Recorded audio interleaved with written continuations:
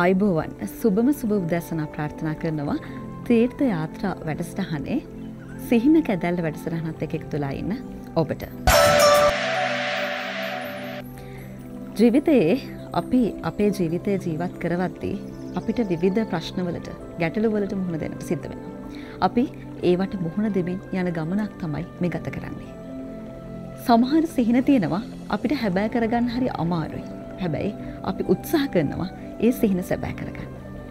සිහින කැදැල්ල තුළින් ඔබේ ජීවිතයේ සිහිනයක් වෙලා තියෙන සිහින කැදැල්ල ඉදි කරවා ගන්නටත් ඒ වගේම ඔබේ ජීවිතයට බලපාන සමහර වාස්තු විද්‍යානුකූල ගැටලු ගැන කතා කරන්නටත් අපි නිරන්තරයෙන්ම උත්සාහ කරනවා.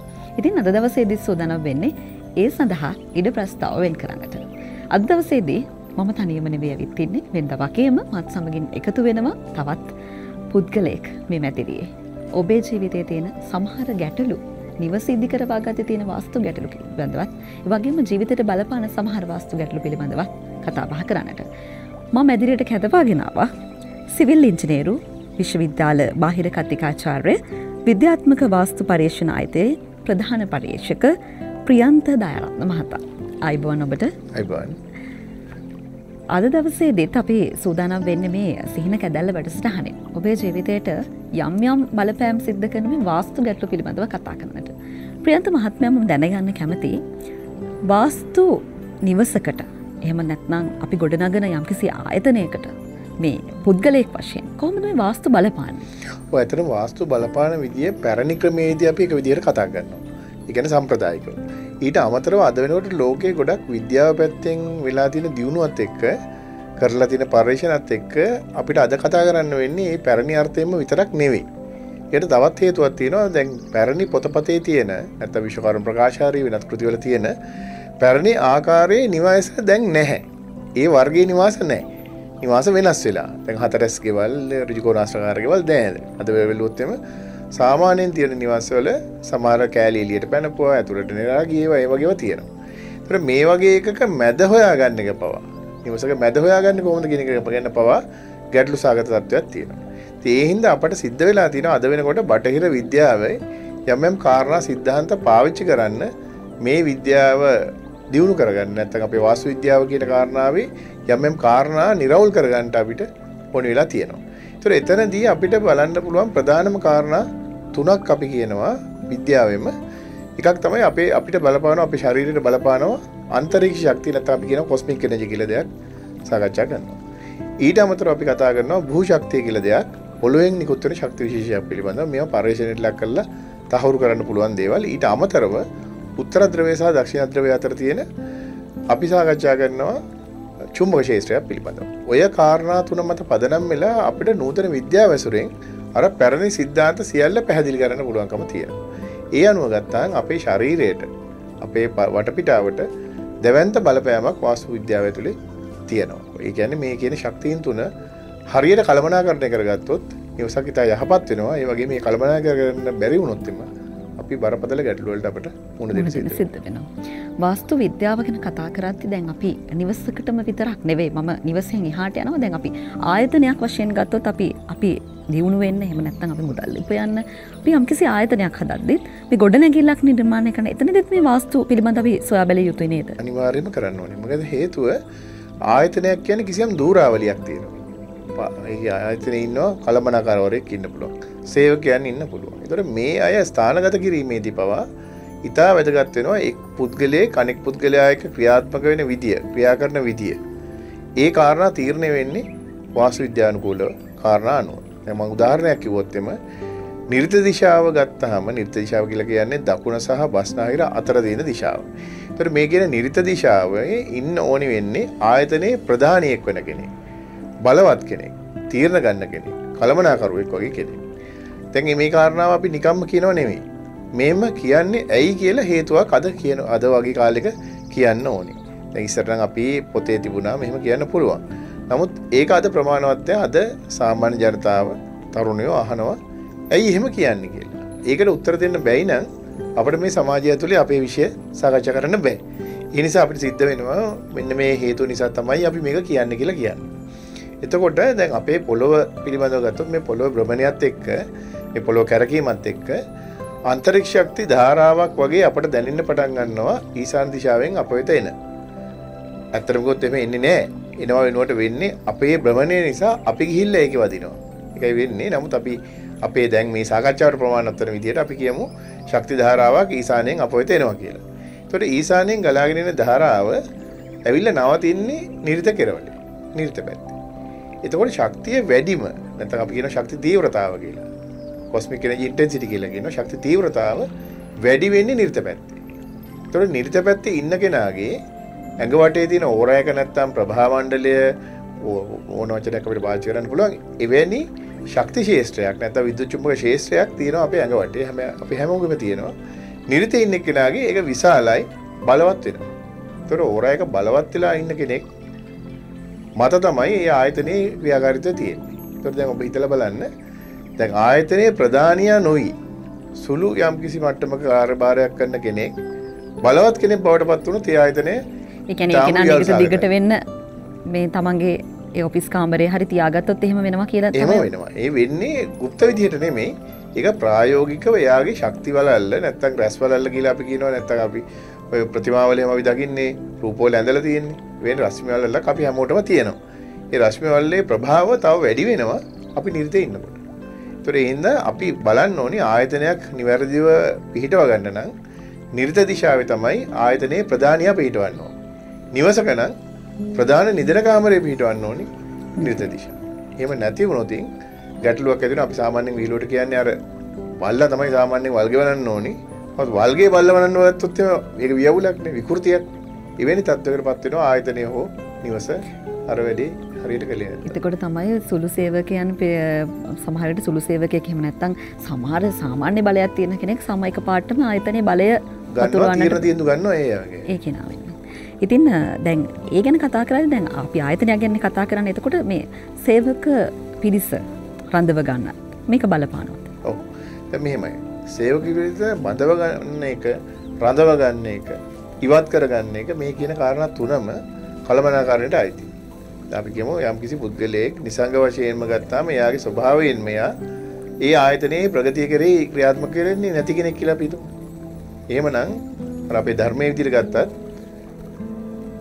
මේ ඉස්ලාම මෘදු බසින් කියලා බලන්න. ඊට පස්සේ රළු බසින් කියලා බලන්න. එහෙම නැත්නම් ඉවත් කරලා දාන්න වෙනවා. ඒ කියන්නේ ආයතනයේ ස්වභාවය. එතකොට දැන් අපිට අද වෙනකොට කම්කරු නිසා වෙනත් දේවල් එක්ක සේවකව අයින් කරන්න බෑ. හිතන විදිහට එලවලා දාන්න බෑ. ඒතකොට ගැටලුවක් තියෙනවා. අපිට වාස්තු විද්‍යාව ඉතා හොඳට පාවිච්චි කරන්න පුළුවන් ආයතනය ඇතුලේ පවතින්න ඕනේ නැති අය ඉන්නවනම් ඒ අය ඉවත් කරන්න. ඒ සඳහා භාවිත කරන්නේ අතරම ඉතාම දියුණු විදියට මේක භාවිත කරන ලෝකෙ පුරා. දැන් අපි නිකන් කිව්වොත් එම වයඹ දිශාවට මේ අතර යම් ආකාරي ව්‍යාපාරික රහස් වෙන්නත් පුළුවන්. මොකද කෙසේ වෙතත් වයඹ දිශාව භාවිත කළොත් එම යම්කිසි පුද්ගලයෙක් සඳහා එයා වැඩිකල් ඒ ආයතනයේ රැඳෙන්නේ නැහැ. ඒක පැරණි වාස්තුවලදීත් එහෙමයි නූතන වාස්තුවලදීත් එහෙමයි. ඒකට අර සමහර දියුණු ව්‍යාපාරිකයෝ මේ කාර්යය ඉතාම බොහොම සියුම්ව පාවිච්චි කරනවා. අපි සමහර කර්මාන්තශාලාවල එහෙම ඩිසයින් අපි අඳිනකොට එයා කෙලින්ම නිර්දේශ කරනවා මෙන්න මෙතනින් මේක කරන්න ඕනේ කියලා. එයා බලාපොරොත්තු වෙනවා. දැන් අපි කියමු යම්කිසි නිෂ්පාදනයක් තියෙනවා කියලා. ඒ නිෂ්පාදනයක් කරන ආයතනයක අපි සේල්ස් අවුට්ලට් එක නැත්තම් අපේ නිමි භාණ්ඩ එළියට ගෙනියන තර තීරණය කරන්නේ වයඹේ. මොකද ඒක ඉවත් වීමට නියමිත නිසා.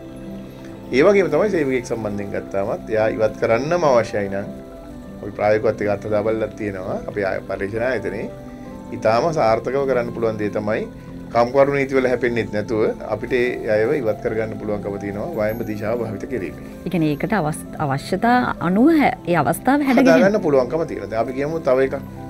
යම් ආයතනයක වෘත්තීය සමිති තියෙනවානේ. වෘත්තීය සමිති කියලා කියන්නේ සමහරවිට ආයතනයේ ප්‍රගතියට වගේම ආයතනයට හානි කරන දේවල් වෙන්නත් පුළුවන්. එවැනි අය ඉන්නකොට අපි පාවිච්චි කරනවා ගිනිකොන දිශාව ඒ අය ස්ථානගත කිරීමට. ඒක කවදාවත් වෘත්තීය සමිතියක් හදන්න බෑ. හදන්න බෑ කියන්නේ අසමගී. ඒ කියන්නේ ඒ නායකයාට ඒ ආයතන තුළ ඒ වගේ සාමග්‍රියක් එකඟතාවක් එක්සත් බවත් හදන්න බැරි වෙනවා.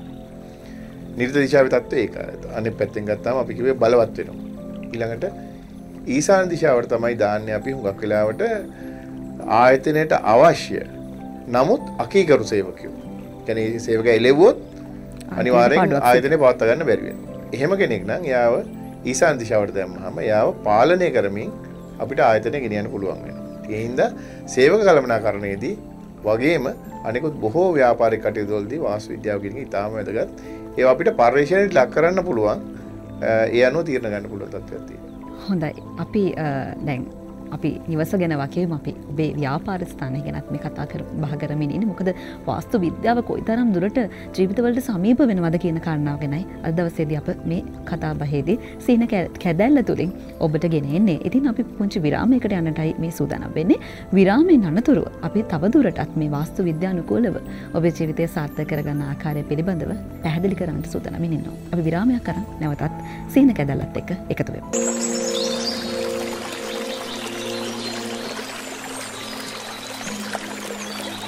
විරාමයෙන් අනතුරු නැවතත් ඔබ සිහින කැදැල්ල වැඩසටහනත් සමගින් එකතු වෙලා ඉන්නේ. අපි කතා බහ කරමින් සිටියේ ඔබේ ජීවිතයට මේ නිවසට වගේම ව්‍යාපාරික ස්ථානයටත් මේ වාස්තු දෝෂ මගහැරවාගෙන ඒ වගේම වාස්තු වලින් ප්‍රයෝජන අරගෙන ඔබේ ජීවිතය සාර්ථක කරගන්නේ කොහොමද කියන කාරණාව ගැන. ඉතින් මම එතුමත් එක්ක කතා බහ කරද්දි මට ආපු ප්‍රශ්නයක් ගැන තමයි මම මුලින්ම මේ විරාමයෙන් අනතුරුව මේ මම ප්‍රථමයෙන් මේ යොමුවන්නට සූදානම් වෙන්නේ. දැන් ප්‍රියන්ත මහත්මයා දැන් අපි සේවකයෝ ගැන කතා කරා. අපි එතකොට ආයතන ප්‍රධානීන් ගැන කතා කරා. එතකොට අපිට මේ ආයතනේ පවත්වාගෙන යාමේදී අපි කියනවා අපි බඩු නිෂ්පාදනය කරන්න ගන්නවා. නිෂ්පාදනය අපි ඉස්සරහට අපි සේවා යොමු කරනවා. මේ කාරණාවලදී අපි දියුණුව උදෙසා එහෙම නැත්නම් අපිට ගන්නට ඕනේ බඩු. අපි මේ දැන් අපිට ව්‍යාපාර හරි අඩු තැනක තියෙන්නේ. මේ දේවල් කරගන්නට එහෙම නැත්නම් අපි දියුණුව කරගන්නට නම් අපිට වාස්තු කොයි විදිහට බලපාන්නේ? ඇතරම දැන් සේවක පරිපාලනය කියන එක වැදගත් වගේ අපි යම්කිසි අමුද්‍රව්‍ය ගන්නවා. ඒ අමුද්‍රව්‍ය කිසිම අවස්ථාවකදී අපි ඊශාන දිශාවේ ගබඩා කරන්නේ නැහැ. ඊශාන දිශාවේ ගබඩා කිරීම කියන්නේ සම්පූර්ණයෙන්ම අප වෙත ගලාගෙන එන අර ආන්තරික ශක්තිය අපි කලින් කතා කරපු ආන්තරික ශක්තියට විශාල බාධාවක් ඇති කරනවා. ඒ ප්‍රදේශයේ යම්කිසි පදාර්ථ ප්‍රමාණයක් යම් භාණ්ඩ ප්‍රමාණයක් තියෙනවා නම් ඒ භාණ්ඩ ප්‍රමාණය විසින් අර ශක්තිය උරා ගැනීම නිසා අපේ ව්‍යාපාරය ඇතුළට ගලාගෙන අන්තරික ශක්ති ධාරාව අඩු වෙනවා. ඒතකොට ව්‍යාපාරයේ ප්‍රගතිය කෙරෙහි ඒක තදින්ම බලපානවා. ඒ හින්දා යම්කිසි නිෂ්පාදන ක්‍රියාවලියක් කරන සේවා ආයතනයක් නොවන නිෂ්පාදන ක්‍රියාවලියක් කරන ආයතනයක නම් ඊටාම වැදගත් අපි අමුද්‍රව්‍ය පිහිටවන තැනදී අපි සැලකිලිමත් වෙන්න ඕන විශේෂයෙන්ම ඊශාන දිශාව විවෘතව තියාගන්න. ඒක ඊටාම වැදගත් කාරණාවක්. ඒ වගේම අපිට යන්ත්‍ර සූත්‍ර භාවිත කරනවා. දැන් අද විනෝඩ ගත්තොත් එන්න ඉලෙක්ට්‍රොනික උපකරණ ඊට පස්සේ යකඩ භාවිතය වෙනි කාරණා තියෙනවා. ඒවා අපිට අතාරින්න බෑ අද වෙනකොට. ඒක පරිගණක භාවිත කරනවා විශාල වශයෙන්. ඊට පස්සේ ජෙනරේටරයක් තියෙන්න පුළුවන්. එවැනි කාරණාවලදී අපි ඊටාම හොඳින් හිතන්න ඕනේ ඒවා හැකියතාක් දුරට ගිනිකොන දිශාවේ පිහිටවන්න. ඒක අපි ගිහලා ඊශානයේ පිහිටවන්නේ නැහැ. බැහැවුවොත් එමේ ඇයි කියලා අපිට කරුණෙන් කරුණට අපිට පැහැදිලි කරන්න පුළුවන් මේ කියන කාරණා සියල්ලටම තර්කානුකූල, විද්‍යානුකූල, බටහිර විද්‍යානුකූල තහවුරු කිරීම කරන්න පුළුවන් මේක තිබ්බොත් මොකද වෙන්නේ? මේක පිහිටෙව්වොත් මොකද වෙන්නේ කියලා. අපි එක උදාහරණයක් කිව්වොත් මේ ඊශාන දිශාවේ රත් වෙන යමක් තිබ්බොත්. එහෙම නැත්නම් විද්‍යුත් චුම්බක ක්ෂේත්‍රයක් අපි හැදුවොත් අපි එහෙමත් කියන විද්‍යානුකූලව ගත්තාම එහෙම පිහිටවීමක් කළොත් අර ගලාගෙන ආපු අන්තරික්ෂ ශක්තිය ඇතුළු වෙන්න බැරි තත්ත්වයක් අර ක්ෂේත්‍රය හරහා ගමන් කරන්නේ නැති හින්දා විකෘති වෙන්න පුළුවන්. ඒ වගේම රත් වීම නිසා ඒ ශක්තිය විසිරී යන්න පුළුවන්. ඒ මොකද ඒ ගලාගෙන එන ශක්තිය අපි කියනවා ඒක තව තවත් සියුම්ම කිව්වොත් ඒ ශක්තිය හැදිලා තියෙන්නේ ෆෝටෝන කියන ක්ෂුද්‍ර අංශුවකින්. අපි විද්‍යාව විදිහට ඉගෙන සාමාන්‍ය විද්‍යාවේදී ඉලෙක්ට්‍රෝනයි, නියුට්‍රෝනයි, ප්‍රෝටෝනයි. නමුත් ඊට එහාට ගියාට පස්සේ ෆෝටෝන නමින් හඳුන්වන ශක්ති ක්ෂේත්‍රය ඇති කර ගන්න අංශු විශේෂයන් තියෙනවා. ඒවා අතර තියෙන සම්බන්ධය විඳී ගිහිල්ලා ඒවා ඇති තියෙන චාලක ශක්තිය වැඩි වෙලා ක්‍රමානුකූලව මේවා ඈතට විසිරී යනවා. ඒකේ ප්‍රතිඵලයක් හැටියට නිවස ඇතුළට නැත්නම් ව්‍යාපාරය ඇතුළට ගලාගෙන එන අන්තරික්ෂ ශක්තියේ ප්‍රමාණය අඩු වෙනවා. ඒ ප්‍රමාණය අඩු වීමෙන් හින්දා ඒ ආයතනය තුල ඉන්න පුද්ගලයන්ගේ අර අපි කලින් කතා කරපු ඇඟ වටේ තියෙන ශක්ති ශේෂ්ත්‍රය නැත්නම් ප්‍රභා මණ්ඩලය නැත්නම් ඕරා එක දුර්වල වෙනවා. දුර්වල වෙච්ච ඕරා එකක් තියෙන ව්‍යාපාරයක් ඇතුලේ ප්‍රගතියක් ලැබෙන්නේ නැහැ. ඒ නිසා අපි හැම වෙලේම භාණ්ඩ පැත්තෙන් ගත්තත් ඊට පස්සේ අපි ව්‍යාපාරයේ නිෂ්පාදනයේ පැත්තෙන් ගත්තත් අමුද්‍රව්‍ය පැත්තෙන් ගත්තත් වාස්තු විද්‍යාවේ පිහිටවීම සම්බන්ධයෙන් ස්ථානගත කිරීම සම්බන්ධයෙන් කියන කාරණා ඉතාම වැදගත් බව තමයි කියතු වෙන්නේ. දැන් සමහර ව්‍යාපාරිකයන්ට තියෙන ප්‍රශ්නයක් තමයි මේ කොච්චර කරත් දියුණුවක් නැහැ. මොන දේ කරත් අපි ඇත්තටම අපේ බිස්නස් වලට කිසිම ප්‍රගතියක් නැහැ. අපි කොච්චර දේවල් කරනවද මේ ව්‍යාපාර දියුණු කරන්න. හැබැයි හැම දෙයක්ම අපි ගන්නවා විතරයි. හැබැයි අපිට නිෂ්පාදනය ඉස්සරහට දෙන්නට විදිහක් නැහැ. අපි එන ප්‍රශ්න ගොඩක ඉන්නේ. ව්‍යාපාර කඩා වැටිලා. එහෙම නැත්නම් ව්‍යාපාරිකයන් ඉන්නේ හරිම ස්ට්‍රෙස් එකකින්. ඒකට මේ දේවලුත් මං හිතන්නේ මේ වාස්තු විද්‍යානුකූලව බලපානවා ව්‍යාපාරිකයින්ට.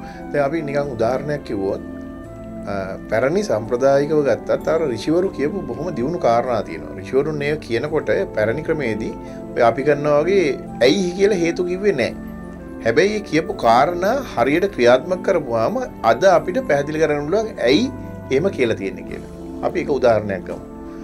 අපි ඊසාන දිශාවෙන් වතුර බස්සන්න කියලා ඍෂිවරුන්ගේ භාෂිතයක් තියෙනවා. ඍෂිවරු නිර්දේශ කරනවා ඊසානෙන් වතුර බස්සන්න කියලා. ගෙදරක් බැලුවොත් ව්‍යාපාරයක් බැලුවොත් එහෙම කරන්න කියලා.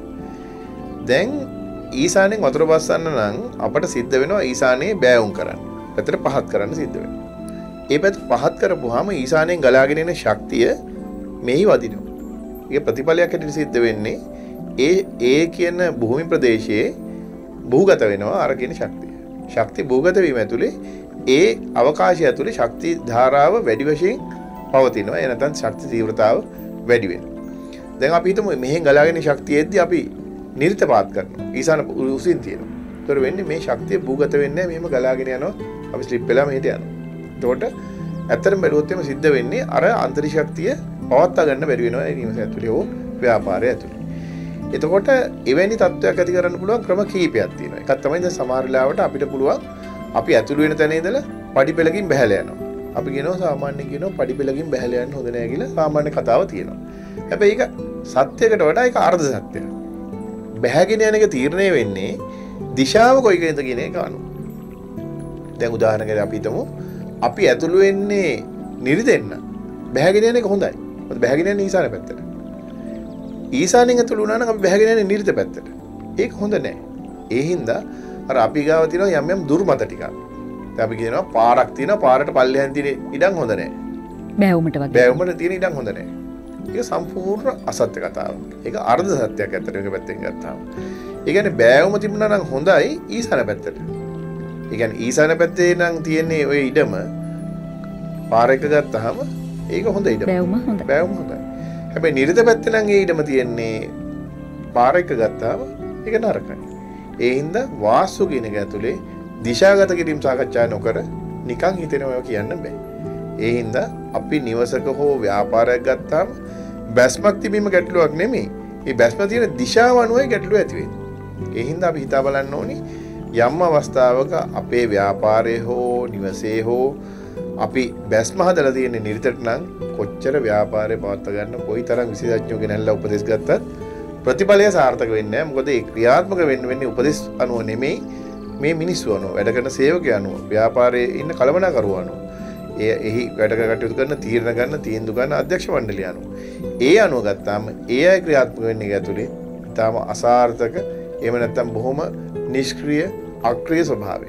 ඒකට ඒ ව්‍යාපාරය සාර්ථක වෙන්නේ නැහැ. ඒ අක්‍රීය වෙන්නේ හේතුව තමයි ඒ අයගේ ප්‍රභාව මණ්ඩලය නැත්නම් ඒ අයගේ ශරීරය වටා තියෙන ශක්ති ශේෂ්ත්‍රය දුර්වල වෙයි. ඒකට ඒ අය ගන්න තීරණ තීන්දුව ඉතා දුර්වල ඒවා වෙනවා.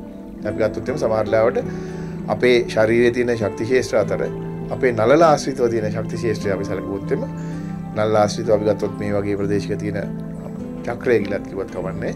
නැත්නම් අපි එනර්ජි සෙන්ටර් එක කියලා කිව්වත් කමන්නේ. මේ ස්ථාන අජ්ඤ චක්‍රය කියලා කියනවා. අජ්ඤ චක්‍රයේ දුර්වල කෙනෙක්ගේ හිතන විදිහ, තීන්දුව ගන්න විදිහ, තීරණ ගන්න විදිහ පැත්තෙන් ගත්තොත් බරපතල ගැටලු තියෙනවා. ඒ අය අවශ්‍ය මොහොතේදී නෙමෙයි තීරණය ගන්න. ව්‍යාපාරයක තීරණය සිද්ධ වෙන්නේ හරිම වෙලාවෙදී තීරණය ගත්තොත් විතරයි. නැත්තම් ප්‍රශ්න වලට මුහුණ දෙන්න සිද්ධ වෙනවා. මුහුණ දෙන්න සිද්ධ වෙනවා. අපි උදාහරණයකට ගත්තොත් එම පේශ කර්මාන්තය සම්බන්ධයෙන් කටයුතු කරන ආයතන. සමහර ආයතන මේ කොරෝනා තත්ත්වෙත් එක්ක ෂණිකව තීරණය ගත්තා මාස්ක් හදන්න ඕනේ කියලා. වාවරණ හදන්න ඕනේ. ඒ තීන්දුව ගත්තනම් ඒ මොහොතේදී ඊටාම දියුණු ව්‍යාපාරයක් බවට පත් වෙනවා. හැබැයි මේක පහුවෙලා හරි කලින් හරි ගත්තට ඒ ප්‍රතිඵලය එන්නේ නැහැ. ඒක අපිට අත්දැකලා තියෙනවා. ඒ වගේ තීරණාත්මක වෙලාවෙදී ඒ තීන්දුව ගන්න අවශ්‍යයි. ඒ ගැනීමේ හැකියාව වෙන්නේ, ඒ තීරණ ගැනීමේ හැකියාව වෙන්නේ යම් පුද්ගලයෙක්ගේ ශරීරය ආශ්‍රිතව තියෙන, නල්ල ආශ්‍රිතව තියෙන අඥ චක්‍රයේ ක්‍රියාවලිය විසින්. එතකොට ඒක බලවත් වෙන්න අර අන්තරික්ෂ ශක්තිය අර අවකාශය තුර ඉතා දියුණු ශක්තිමත් මට්ටමින් තියෙනවා. ඒ කියන්නේ ප්‍රියන්ත මහත්තයා ඒ දේවලුත් පුද්ගලික වශයෙන් බලපානවා නේද? දැන් සමහර වෙලාවට දැන් අපි කියනවා ව්‍යාපාරයක් ගැන හිතමු අපි. යම් කිසි කේවල් කරන්න සිද්ධ වෙනවා යම් කිසි දෙයක් සම්බන්ධයෙන් කියලා. ඊසානිය හෝ උතුර හෝ නැගෙනහිර හෝ දිශාවට හැරිලා ඉන්න පුද්ගලයෙකුට කේවල් කිරීමේ බලය ඇති වෙනවා නිරිත දකුණ බස්නාහිර පැත්තේ හැරිලා ඉන්න කෙනෙකුට වඩා. ඒ හින්දා අපි අපේ නිවසේ දැන් ඉස්සර පැරන්නෝ එක කළා. පැරන්නෝ තාත්තගේ පුටුව කියලා පුටුවක් තිබුණා ගෙදරක. අප්පච්චිගේ පුටුව කියලා තිබුණා. ඒකේ කවුරුත් වාඩි වෙන්නේ තාත්තව වාඩි නොවුනත් වෙන කෙනෙක් වාඩි වෙන්නේත් නැහැ. එය පිහිටවන්නේ නිවැරදි තැන. ඒ කියන්නේ නිවසේ බලය රැඳෙන තැන. ඒක අවබෝධයෙන් කර යුතු වැඩක්. අද වුණත් අපේ ආයතනය බැලුවොත් ආයතනයේ ප්‍රධානියා හිටියත් නොහිටියත් ඔහුට හිමි ස්ථානය ඔහුට දිය යුතුයි. එතකොට තමයි ආයතනයේ පැවැත්ම තීරණය වෙන්නේ. මේ ආයතනය බැලුවත් වෙන ආයතනයක බැලුවත් ආයතන ප්‍රධානියාගේ පුටුව තියෙන තැන පවා ඊටාම වැදගත්. ඒක යම් දිශානුගතව පිහිටවීම වැදගත්. හැබැයි ගැටලුව තියෙන්නේ බොහෝ දෙනාට බොහෝ වාස්තු ශිල්පීන්ට පවා නිවසක මැද හොයා ගන්න බෑ. නිවැරදිව. ව්‍යාපාරයේ මැද හොයා ගන්න බෑ නිවැරදිව. ඒ අයට හැකියාව තියෙන්නේ මේ හතරස් ඒවැයි කොන් යාගල මැද හොයන්න. එහෙම හොයන්න බෑ. එහෙම නිවාස දැන් නැහැ. දැන් එල්ලකුරක් වගේ අපි දැක්ක මාධ්‍යයක එල්ලකුරක් වගේ හැඩයක් තියෙන නිවසක මැද හොයන්න ගියාම ඇත්තට මෙහි මැද තියෙන්නේ නිවසෙන් පිට. ඒතකොට මේ පිට බව හඳුනා ගන්න නම් එය මේකේ ක්‍රමයද අවබෝධ කරගෙන ඉන්න ඕනේ. කොහොමද මේකේ මැද හොයන්නේ කියලා. හොඳයි. දැන් මේ ක්‍රමය හරියට අවබෝධ කරගත්තේ නැත්නම් එහෙම නැත්නම් ඔබට යම්කිසි දැනකදී වැරදීමක් සිද්ධ වුණොත් එහෙම ඔබේ ජීවිතයට බලපාන්නට පුළුවන්. එහෙම නැත්නම් ඔබේ ව්‍යාපාරයට බලපාන්නට පුළුවන්. අපි තවදුරටත් මේ පිළිබඳව විශේෂයෙන්ම කතා කරන්න ඕනේ. මොකද මෙය ඔබේ ජීවිතය ගැන ප්‍රශ්නයක්. ඔබට ඉස්සරහට යන්න තියෙන හැම බාධකයක්ම දුරු කරගෙන අපි ඉස්සරහට යා යුතුමයි. අපි නැවතත් සීන කැදල්ලෙන් පොන්චි විරාමයකට යමු වෙනටයි සූදානම් වෙන්නේ. විරාමයෙන් අනතුරුව අපි ඔබට සීන කැදල්ලෙන් කියා දෙනවා ඔබේ ජීවිතය වාස්තු විද්‍යානුකූලව එහෙම නැත්නම් ජ්‍යොතිෂ විද්‍යානුකූලව මේ හැමදේම ගලපාගෙන කොහොමද ඉස්සරහට ගෙනියන්නේ කියන කාරණාව ගැන කතා කරනවා මේ විරාමයෙන් අනතුරුව.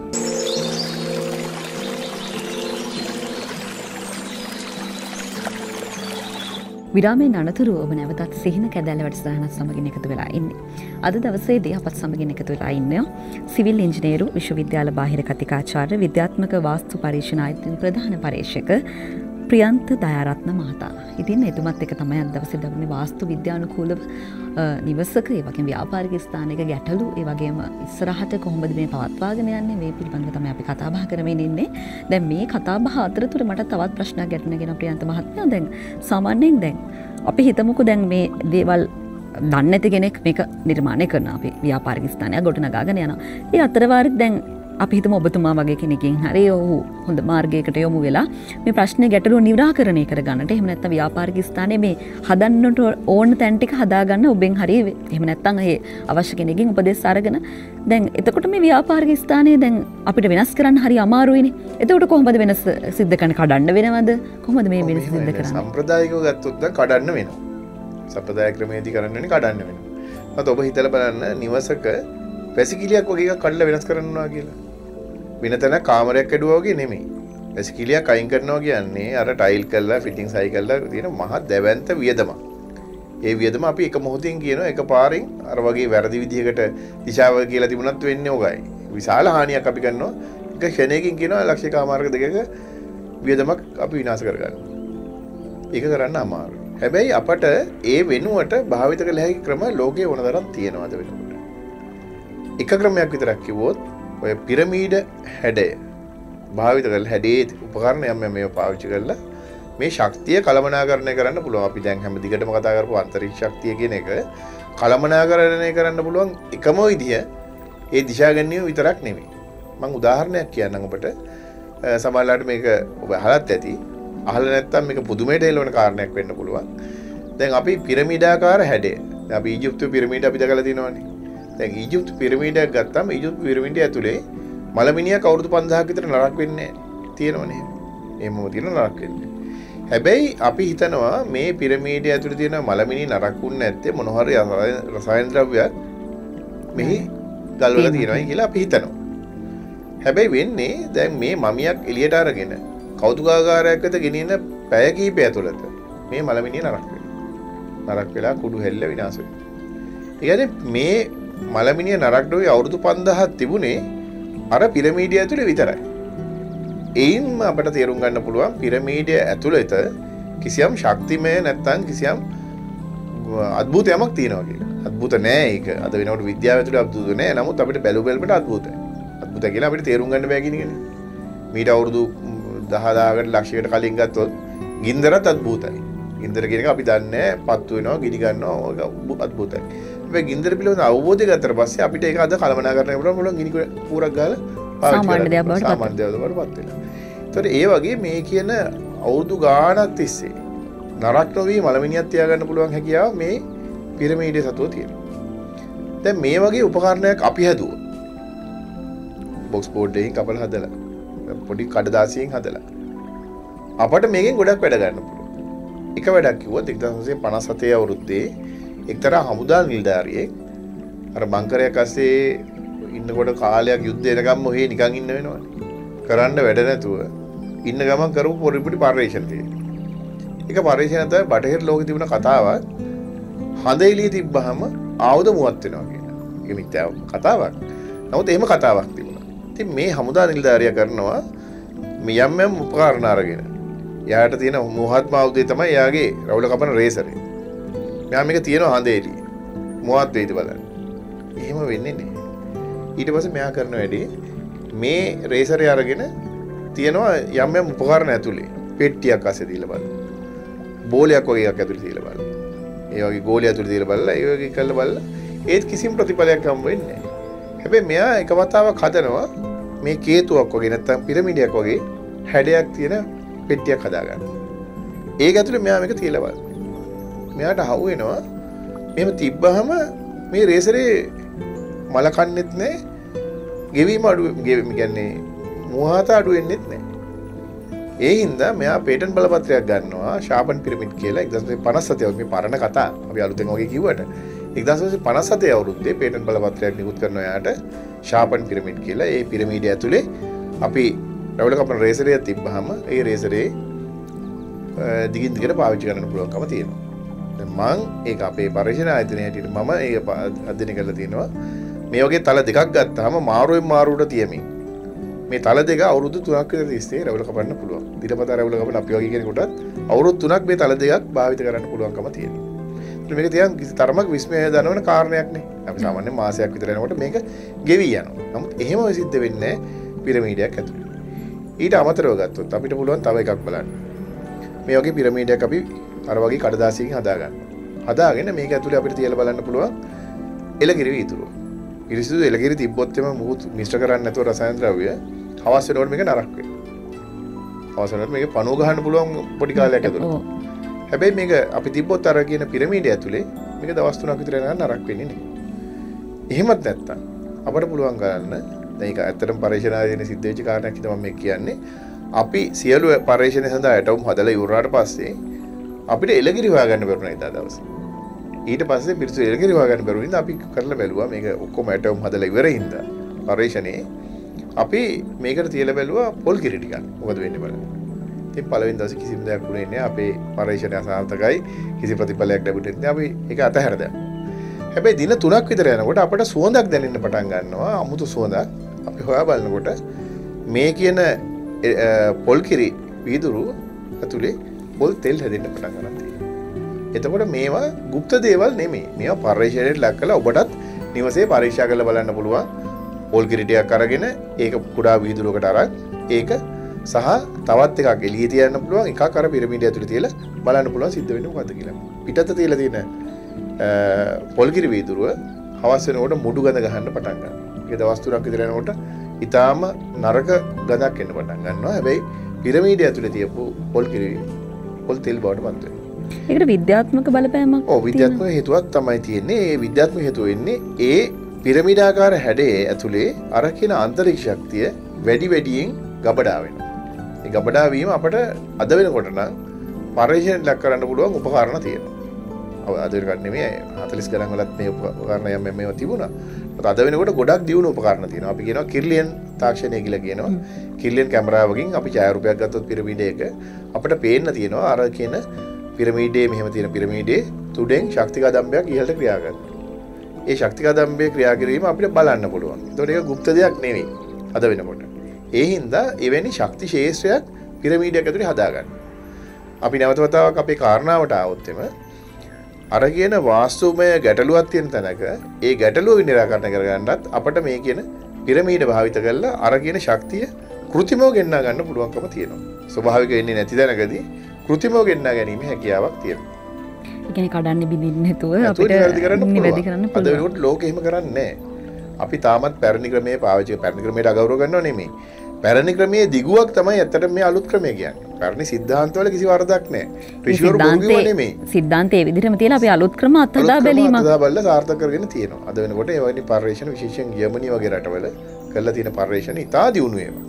ජර්මනි වගේ රටවල් හැබැයි ඒ වගේම තමයි ජර්මනි වගේ රටකට ගෞරව කරන්න ඕනි කාරණා තමයි ඒ අය ඒ පර්යේෂණ කරමින් ඊට පස්සේ කියනවා මේ සිද්ධාන්ත නිර්මාණය කර ගැනීම මූලික කරුණු අපි ඔක්කොම ගත්තේ ආසියාවෙන් කියලා. ඒ වගේ සීලාචාර ජාතියක් නිසා ජර්මන් කාරයෝ ඒගොල්ලෝ ඒගොල්ලන්ගේ නව නිර්මාණ පිළිබඳව ඉතාම ගෞරවයෙන් කියනවා. ඒවා අපි ආසියාවෙන් ගත්ත මුල් දැනුම තමයි අපි මේ වැඩි දියුණු කරලා තියෙන්නේ. ඒ කියන්නේ ඒ රටවලත් ඒක හරියාකාරව පිළිපදිනවා භාවිත කරනවා. දැන් ඔබ සමහර විට භාවිත කරන මෝටර් රථය ගත්තොත් ඒ මෝටර් රථය අපිට විද්‍යාව විදියට නම් කියලා තියෙන්නේ මේ අර එළියේ තියෙන වාතයේ ප්‍රතිරෝධයට ගැලපෙන තමයි මේ හැඩේ හදලා තියෙන්නේ කියලා. ඔක තමයි විද්‍යාව කියන්නේ. විද්‍යාත්මකව කියන්නේ. හැබැයි එහෙම කියන ගමන් ඔබ අන්තර්ජාලයේ පරීක්ෂා කරලා බැලුවොත් එම golden ratio of the car කියලා ගහලා අන්තර්ජාලයේ පරීක්ෂා කරොත් එම ඔබට අහු වෙනවා මේ ස්වර්ණමය අනුපාතය නැත්නම් golden ratio කියන එක මේ වාහනේ ඇතුලේ අටපොලක පරීක්ෂා කරලා තියෙනවා. ඊට අමතරව කමන්නේ අපේ රටේ මේ මොටර් රථයක් නොවන නිසා ජපානයේ බොහෝ මේ සමාගම් වල එහි ලාංඡනය පවා හදලා තින්නේ මේ ස්වර්ණමය අනුපාතයට. මේ ස්වර්ණමය අනුපාතය කියන අමුද්දයක් නෙමෙයි. අපේ ශරීරයේ මේ නාභියේ සිට පහළට තියෙන දිගත් උඩට තියෙන දිගත් අතර අනුපාතය. යගේ 1.6යි 1.8ක් වෙනවා ආසන්න වශයෙන්. ඒ අනුපාතයට අනුව තමයි වාහනයක් හදන්නේ අටපොලක් පරීක්ෂා කරලා. ඊට අමතරව ගත්තොත් එම අපිට ඒ ලාංඡනයේ දිගපල්ල ගත්තාමත් එහෙමයි කරන්නේ. ඒ නිසා අප එය භාවිත කරමින් අපි නිවසක සැලැස්මක් අදිනකොට විශේෂයෙන් අපි අපේ පරීක්ෂණ ආයතනය කරන සැලසුම් සියල්ල අපි කරන්නේ අර දිග බෙදීම පළල 1.6ක් වන විදියට. ඒ හින්දා අපිට අර ඉස්සර වගේ අර 11 පොරොන්දම් බලන්න වඩුරේනේ මනින්න එහෙම අවශ්‍ය වෙන්නේ නැහැ. කලාට කිසි වරදක් නැහැ. නමුත් සමහර වෙලාවට අපිට එහෙම කරන්න බැරි තත්ත්වයන් තියෙනවා. එවැනි තත්ත්වවලදී අපිට මේ ක්‍රමයේ භාවිත කරපුවාම කිසිම ගැටලුවක් නැතුව අපේ ගෘහ නිර්මාණ ශිල්පීන්ට ඉතා පහසුවෙන් තමන්ගේ නිර්මාණය කරන්න පුළුවන් අවස්ථාව ලැබෙනවා. වාස්තු විද්‍යානුකූලව හරි විදිහට අපි සම්ප්‍රදාය අපි කියන්නේ නැහැ සම්ප්‍රදායට අපි ගරු කරනවා. ඒ සම්ප්‍රදායට ගරු කරන ගමන් නව විද්‍යාවට අනුව අපි කියන නවීන පන්නේ විදිහට වාස්තු ගලපා ගන්න කොහොමද කියන කාරණාව ගැන තමයි අපි මේ කතා බහ කරමින් ඉන්නේ. මේ කතාව තවදුරටත් දිගු වෙනවා. මොකද අපිට මේ කතාව වාස්තු විද්‍යාව ගැන කතා කරද්දී ක්ලේශයෙන් නවත්තන්නට බෑ. අපි කතා බහ කරන්න සූදානම්. හැබැයි තවත් පුංචි විරාමයකට යන්න තමයි සූදානම් වෙන්නේ. විරාමයෙන් අනතුරුව ඔබට ඔබේ ජීවිතයට ගැළපෙනම සහ ඉස්සරහට කරන්නට තියෙන දේවල් හරියාකාරව කරගන්නේ කොහොමද කියන කාරණාව ගැන තවදුරටත් කතා කරනවා විරාමයෙන් අනතුරුව.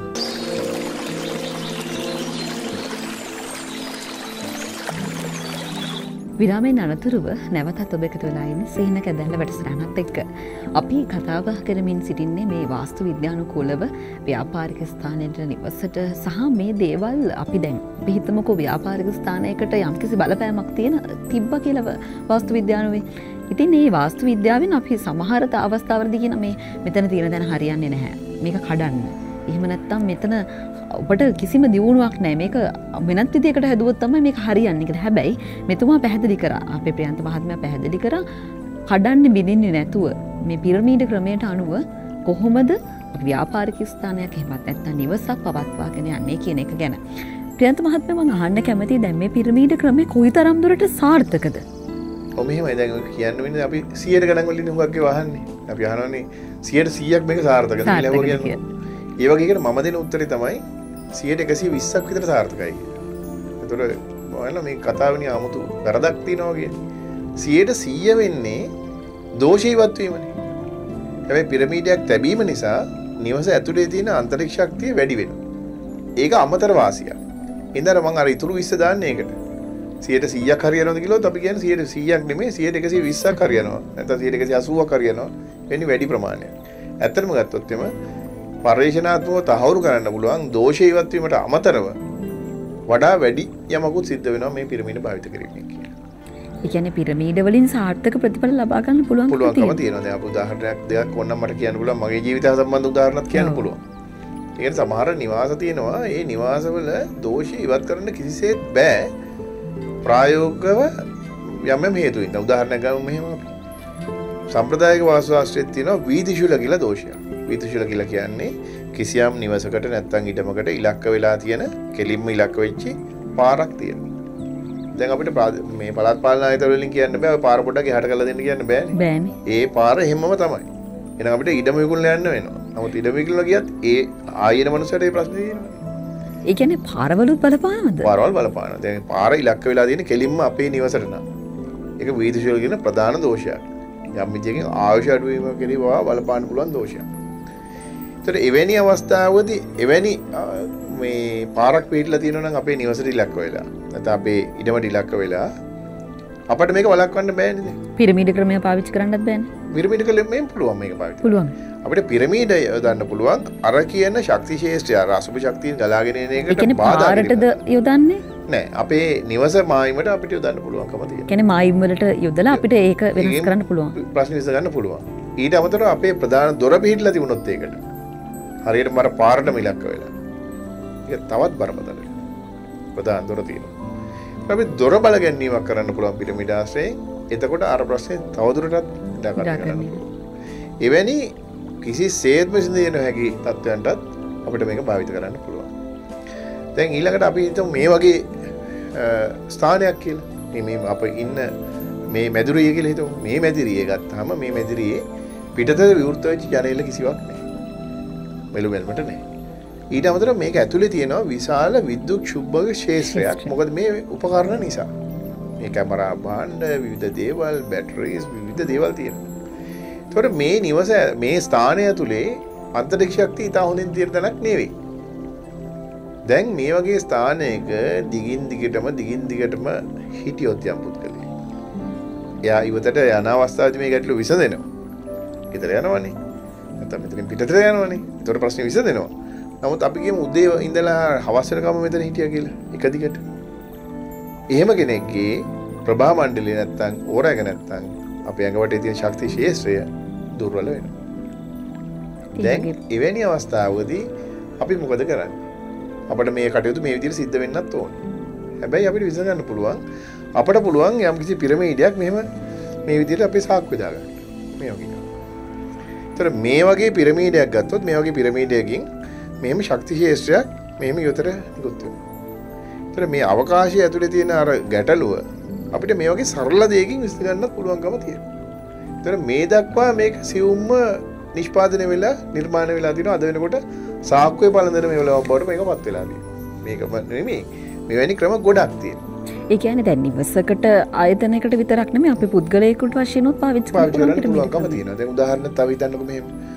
අද භාවිත කරන ගොඩාක් වාහනවල පාවිච්චි කරන යතුරු හැටියට පාවිච්චි කරන දේ යතුරක්ම නොවෙන්නේ සමහරවල්. මේකේ තියෙන සමහරවල්ලාවට යම්කිසි පරිපතයක් සර්කිට් එකක් වෙනවා. ඒතර මේක පාවිච්චි කරනකොට මේක නිරන්තරයෙන් අපි අතේ තියෙන එකක් බවට පත් වෙනවා. ඊටත් වඩා නරක දේ තමයි අපි මේ අපේ ජංගම දුරකථන අතේ තියාගෙන ඉන්නේ. කොයි වෙලාවෙවත් ඒක අතේ තියාගෙන ඉන්නවා, සාක්කුවල දාගෙන ඉන්නවා, අලිදන් සාක්කුවල දාගෙන ඉන්නවා, මෙහෙම කරනවා. එතකොටත් සිද්ධ වෙන්නේ මේ තත්ත්වෙම තමයි. තවදුරටත් ඕනනම් විද්‍යාව ඇතුළේ මේක කියන්න පුළුවන්. ඒකට අපි කියනවා විද්‍යුත් මීදුම නැත්නම් ඉලෙක්ට්‍රෝ ස්මෝක් කියලා විද්‍යුත් මීදුමක් ඇති වෙනවා. නැත්නම් ධනායන විශාල සාන්ද්‍රණයක් ඇති වෙනවා. මේක විද්‍යාව විදිහට කියනවා. එවැනි අවකාශයක් ඇතුළේ ඉන්න කෙනා රෝගියෙක් වෙන්න වැඩි කල් යන්නේ නැහැ. දැන් අපි ගත්තොත් එම කිලෝමීටර් 200ක් එළවන සාමාන්‍ය රියදුරෙක් ගත්තොත් එයාගේ ශක්ති ශේෂ්ත්‍රය ශරීරයේ පහළ කොටස් ඊටාම දුර්වල වෙනවා. එයා සමහර ලාවට ඊටාම නරක විදිහේ රෝග තත්ත්වයටපත් වෙන්න පුළුවන්. ඒකට හේතුව තමයි ඒ සමහර ගොඩක් වාහනවල එන්ජිම තියෙන්නේ රියදුරාට පහළින්. රියදුරා ඇත්තටම නිරන්තරයෙන් අර ශක්ති ශේෂ්ත්‍රය ඇතුලේ ඉන්නේ. එයා කිලෝමීටර් 200ක් වාහන එලවන කෙනෙක් නා. එයාගේ ජීවිතෙන් වැඩි කාලයක් අර ශේෂ්ත්‍රය ඇතුලේ ඉන්නේ. මේක අපිට කියන්න පුළුවන් තවදුරටත් නිකන් සාමාන්‍ය මිනිසුන්ට අවබෝධ වෙන්න අපේ මේ අවකාශය තුලේ ධනායන වැඩි වෙන්න ධනායන කියලා කියනවා පොඩි දරුවෝ දන්නවා මේ ධනායන ගැන උගන්වන හින්දා ඒ ධනායන අවකාශය වැඩි වෙනකොට ඒවා අපේ ඇඟේ වැඩිම හින්දා අපේ ඇඟෙත් ධනායන වැඩි වෙනවා. ධනායන කියලා කියන්නේ ආම්ලිකතාව කියන එක. දැන් ආම්ලිකතාව කියන එක අපේ ශරීරයට බරපතල ප්‍රශ්න ඇති කරනවා. අඩුම තරමින් අපේ අර ප්‍රකට රෝග 30ක් 31ක් වගේ ප්‍රමාණයකට හේතු කාරණා වෙනවා මේ කියන ධනායන ප්‍රමාණය වැඩි වීම ආම්ලිකතාව වැඩි වීම. එතකොට මේ ප්‍රියන්ත මහත්මයා දැන් ඕ වගේ දෙයක් තුලින් අපිට පුළුවන් දේ ඒක පාලනය කරන්න කියන්නේ පුද්ගලයෙක් වශයෙන් උත් පාලනය කරන්න පුළුවන්. ඊටම පහසුවෙන් පුළුවන්. ක්‍රම ගණනාවක් අතර එකක් ඕක. දැන් අපි මේ වගේ ක්‍රිස්ටල් වර්ග පාවිච්චි කරනවා. මේ වගේ ක්‍රිස්ටල් වර්ගයක් පාවිච්චි කරලා අපිට පුළුවන්කම දෙනවා අපේ ශක්ති ශේෂ්ත්‍රය නැවත වතාවක් වඩා යහපත් විදිහට ප්‍රතිනිර්මාණය කරගන්න පුළුවන්කම තියෙනවා. දැන් ප්‍රියන්ත මහත්මයා දැන් මට ප්‍රශ්නයක් එන දැන් ඔය කතාව දිගට යද්දි මට ආව ප්‍රශ්නයක් තමයි දැන් නිවසක් තුලදී වගේම දැන් නිවසේ පිටතදී අපි කියන මිදුල මේ මිදුල කියන කාරණාව ගත්තොත් එහෙනම් මිදුල අපි ගෙවතු අලංකරණය කරනවනේ ඒ කාරණාත් ඔය අපිට පුළුවන් පිරමීඩ මගින් වෙනස් කරන්නට. ඔව් පිරමීඩ මගිනුත් පුළුවන්. හැබැයි ගෙවතු වලට ගියාම තාමත් අපේ රටේ ගෙවතු කියන ඒවාට යම් ඉඩක් තියෙනවනේ. අඩු ගන්නේ මොනවා හරි මිදුලක් අපිට තියෙනවනේ. සාමාන්‍ය මහල් නිවාස ඇරෙන්න. ඒ වෙයිදී අපිට ගහකොළ පාවිච්චි කරන්න පුළුවන්. ඊටාම හොඳ විදිහට අපේ අන්තරික්ෂ ශක්තිය වැඩි කරන්න. හැබැයි මේකෙදි විශේෂයෙන් මේ වගේ නාලිකාවක විශේෂයෙන් යුතු කාරණාවක් තියෙනවා. ඒක තමයි අපි යම් කාලයක් යටත් විජිතයක් හිටියපු රටක් විදිහට අපිට හැදුවා යම් යම් දුර්මත ටිකක් හිතාමතා යම් යම් ජාතීන් විසින් පටවනු ලැබුවා. ඒ අතර එකක් දෙකක් මම කියන්නම්. දැන් ඔබ නිවසෙන් එළියට යනකොට ස්වාමීන් වහන්සේ නමක් වැඩියොත් එය අසුබ නිමිත්තක් කියලා අහපුව හැරිලා එනවනේ. ඔබ නොවෙන්න පුළුවන්. නමුත් ඔබේ වැඩිහිටියෝ එහෙම කරනවා. ඔව් ඉස්සර එහෙම මතයක් තිබ්බා. මතයක් තියෙනවා. කියන්නේ අසුබ නිමිත්තක් තමයි ස්වාමීන් වහන්සේ නමක් දැකීම. ඔය තමයි මතේ. ඒ කියන්නේ සාමාන්‍ය ගිහියෙකුට කරගන්න බැරි දේවල් ටිකක් කරන කෙනා අපි අසුබ කෙනෙක් හැටියට තමයි හඳුනගන්නේ. ඒක දුර්මතයක්. අන්තිම දුර්මතයක්. ඒක අන්තිම පරාජය කරන්න ඕනේ මතයක්. නමුත් ඒක ඇබ්බැහි වෙලා දින අපි ගමන ඇතැරලා හපවුවේ. අපි හිතනවා අපේ ලෞකික කාරණා අසාර්ථක වෙනවා ලෞතුරු මාර්ගයට පිවිලිපන්න කෙනෙක් අපිට හම්බ වෙයි. ඒක වැරදි මතයක්. ඒ වගේ මතයක් තමයි බෝගහක් ගෙදරක හිටවන්න එපා. බෝගස් ගෙවල් වල හිටවන්නේ නැහැ. පන්සල් වල විතරයි හිටවන්නේ. ගලවල විසි කරනවා. මං කියන්නේ දැන් බිත්තියක බෝගහක් ඇදලා තිබුණොත් බිත්තිය පුපුරන ඉඳ අයින් කරන එක නෙමෙයි මං මේ කියන්නේ. ඒක කරන්න ඕනේ නැත්නම් බිත්තිය කඩාගෙන ඉන්නවනේ. ඒක කමක් නැහැ. නමුත් අපි ගිහිල්ලා බෝපැලයක් අරන් ගිහිල්ලා මිදුලේ හිටවන්නේ නැහැ. අපි අඹ පැලයක් හිටවනවා. අඹ පැලේ අඹ ගෙඩි ගන්න විතරක් නෙවෙයි වෙනත් දැන් පීඹියක් හිටවනවා. පීඹියා පැලයක් හිටවුවාන් පස්සේ මොකක්ද 아무තු දෙයක් සිද්ධ වෙන්නේ නැහැ නේ. ගෙඩි හැදෙන්නේ නැහැ නේ. මොකද අපිට කන්න දෙයක් ලැබෙන්නේ නැහැ නේ. හෙවණ නම් ලැබෙයි. ඒ ඉතින් බෝගහකින් හෙවණක් ලැබෙන්නේ නැද්ද? හැබැයි බෝගහ පාවිච්චි කරන්නේ නැහැ. එහෙම අපේ නිවසට පාවිච්චි කරන්නේ නැහැ. හැබැයි අපිට නූතන විද්‍යාත්මක පර්යේෂණ අනුව මේවා මේ එකක් පර්යේෂණයක්වත් මේ ඉන්දියාවවත් කරපුවා නෙමෙයි මේ කියන්නේ. ලංකාව තියා ඉන්දියාවවත් කරපුවා නෙමෙයි මේවා. සම්පූර්ණ බටහිර පර්යේෂණ. විශේෂයෙන් රුසියාව වගේ රටවල්. ජර්මනිය වගේ රටවල් කරපු පර්යේෂණෙන් තහවුරු කරලා තියෙනවා ඍණායන සාන්ද්‍රණයේ වැඩිම ගහ තමයි බෝගහ. කියන්නේ බෝගහක් නිවසක හදලා තියන්න පුළුවන් කමක් තියෙනවා නම් යම් කෙනෙකුට ආම්ලිකතාවයේ ප්‍රශ්نين විසඳෙන්න පුළුවන්. විසඳගන්න පුළුවන්. ඒ වුණාට ගොඩක් මතේ තියෙන්නේ බෝගහක් නම් හදන්න එපා ගෙට හොඳ නැහැ කියලා. ඔව් ගෙට හොඳ නැහැ මේ ඉන්න මිනිසුන්ට ලෞකික ජීවිත ගත කරන්න බැරි වෙනවා. ලෞකික වාසාර්ථක වෙනවා. විවාහය සාර්ථක වෙනවා. ඔක තමයි මතේ. ඒ කියන්නේ මේවා අපට පටවපු අර ස්වාමීන් වහන්සේ නමක් අසුබ දර්ශනයක් කියලා කිව්වා වගේ පටවපු බෝගහක් නිවසක හිටවනවා ඉඩමක හිටවනවා කියලා කියන්නේ වැරදි දෙයක් කියලා පරාජය කරන්න ඕනේ දුර්මතයක් වපුරලා තියෙනවා. ඒ හින්දා මේවට ඊටාම තදින් පහර දෙන්න ඕනේ මේ වගේ නාලිකාවලින් මේවා ඇත්තටම දුර්මත හැටියට තේරුම් ගන්න ඕනේ.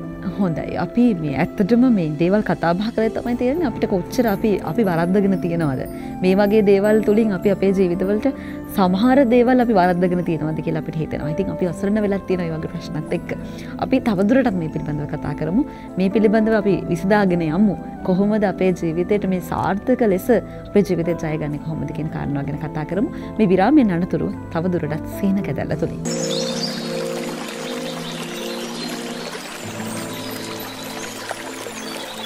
විරාමයෙන් අනතුරුව නැවතත් සිහින කැදැල්ල වැඩසටහන සමගින් එකතු වෙලා ඉන්නේ. අපි වාස්තු විද්‍යාවෙන් ඔබේ ජීවිතයට මේ අපි නිවස ගැනම විතරක් නෙවෙයි, ව්‍යාපාරික ස්ථානය ගැන විතරක් නෙවෙයි, මේ පුද්ගලයෙක් වශයෙන් ඔබට ගැළපෙන දේවලුත් අපි අද දවසේදී කතා බහ කරමින් ඉන්නවා ප්‍රියන්ත මහත්මයාත් සමගින්. අද දවසේදී මේ විශේෂයෙන්ම කතා කරන්න ඕන කාරණාවක් තමයි දැන් මේ අපි පිරමීඩ ගැන කතා කරන්නේ. පිරමීඩයක් තුලින් කොහොමද ඔබේ ජීවිතය වෙනස් කරගන්නේ කියන කාරණාව ගැන අපි කතා කරා. මේ ආධ්‍යාත්මික සුවයට බලපාන්නේ කොහොමද පිරමීඩ?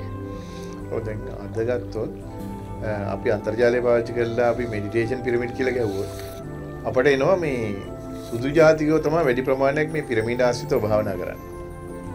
ඒ පිරමීඩයක් ඇතුළත භාවනා කිරීමකට කරන ලොකු පිරිසක් බටහිර ලෝකේ ඉන්නවා. අපට ඒක එහෙම කිව්වොත් මේක නිකන් ආගන්තුක දෙයක් වගේ වෙලා තියෙනවා. විහිළුවක් වගේ සමහරක් අයට. ඒ කියන්නේ දැක්කොත් එහෙම පුදුමයකටපත් වෙයි විහිළුවකටපත් වෙන්න පුළුවන්.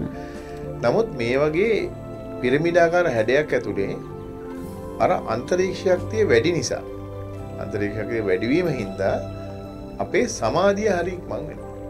අපිට චිත්ත සමාධියකටපත් වෙන්න යම් කාලයක් යනවානේ. දැන් ඔබට භාවනා ගැන උගන්වන්න මම බලාපොරොත්තු වෙන්නේ ස්වාමීන් වහන්සේලා ඉන්නවා අපිට වඩා මේ ගැන කතා කරන්න. අපි සරල භාවනාවක් ගැන හිතුවොත් ඒක භාවනාවක් කියන්න හොඳත් ඕනිත් නෑ. අපි මේ පොදු ප්‍රවාහන සේවයේ වාහනයක වාඩි වෙලා යන වෙලාවකදී අපි එහෙම යනකොට අපට යම්කිසි හිතවිල්ලක් හිතට නැගුණා. අපි පැත්තකින් ඉඳලා මට මෙහෙම හිතුණා.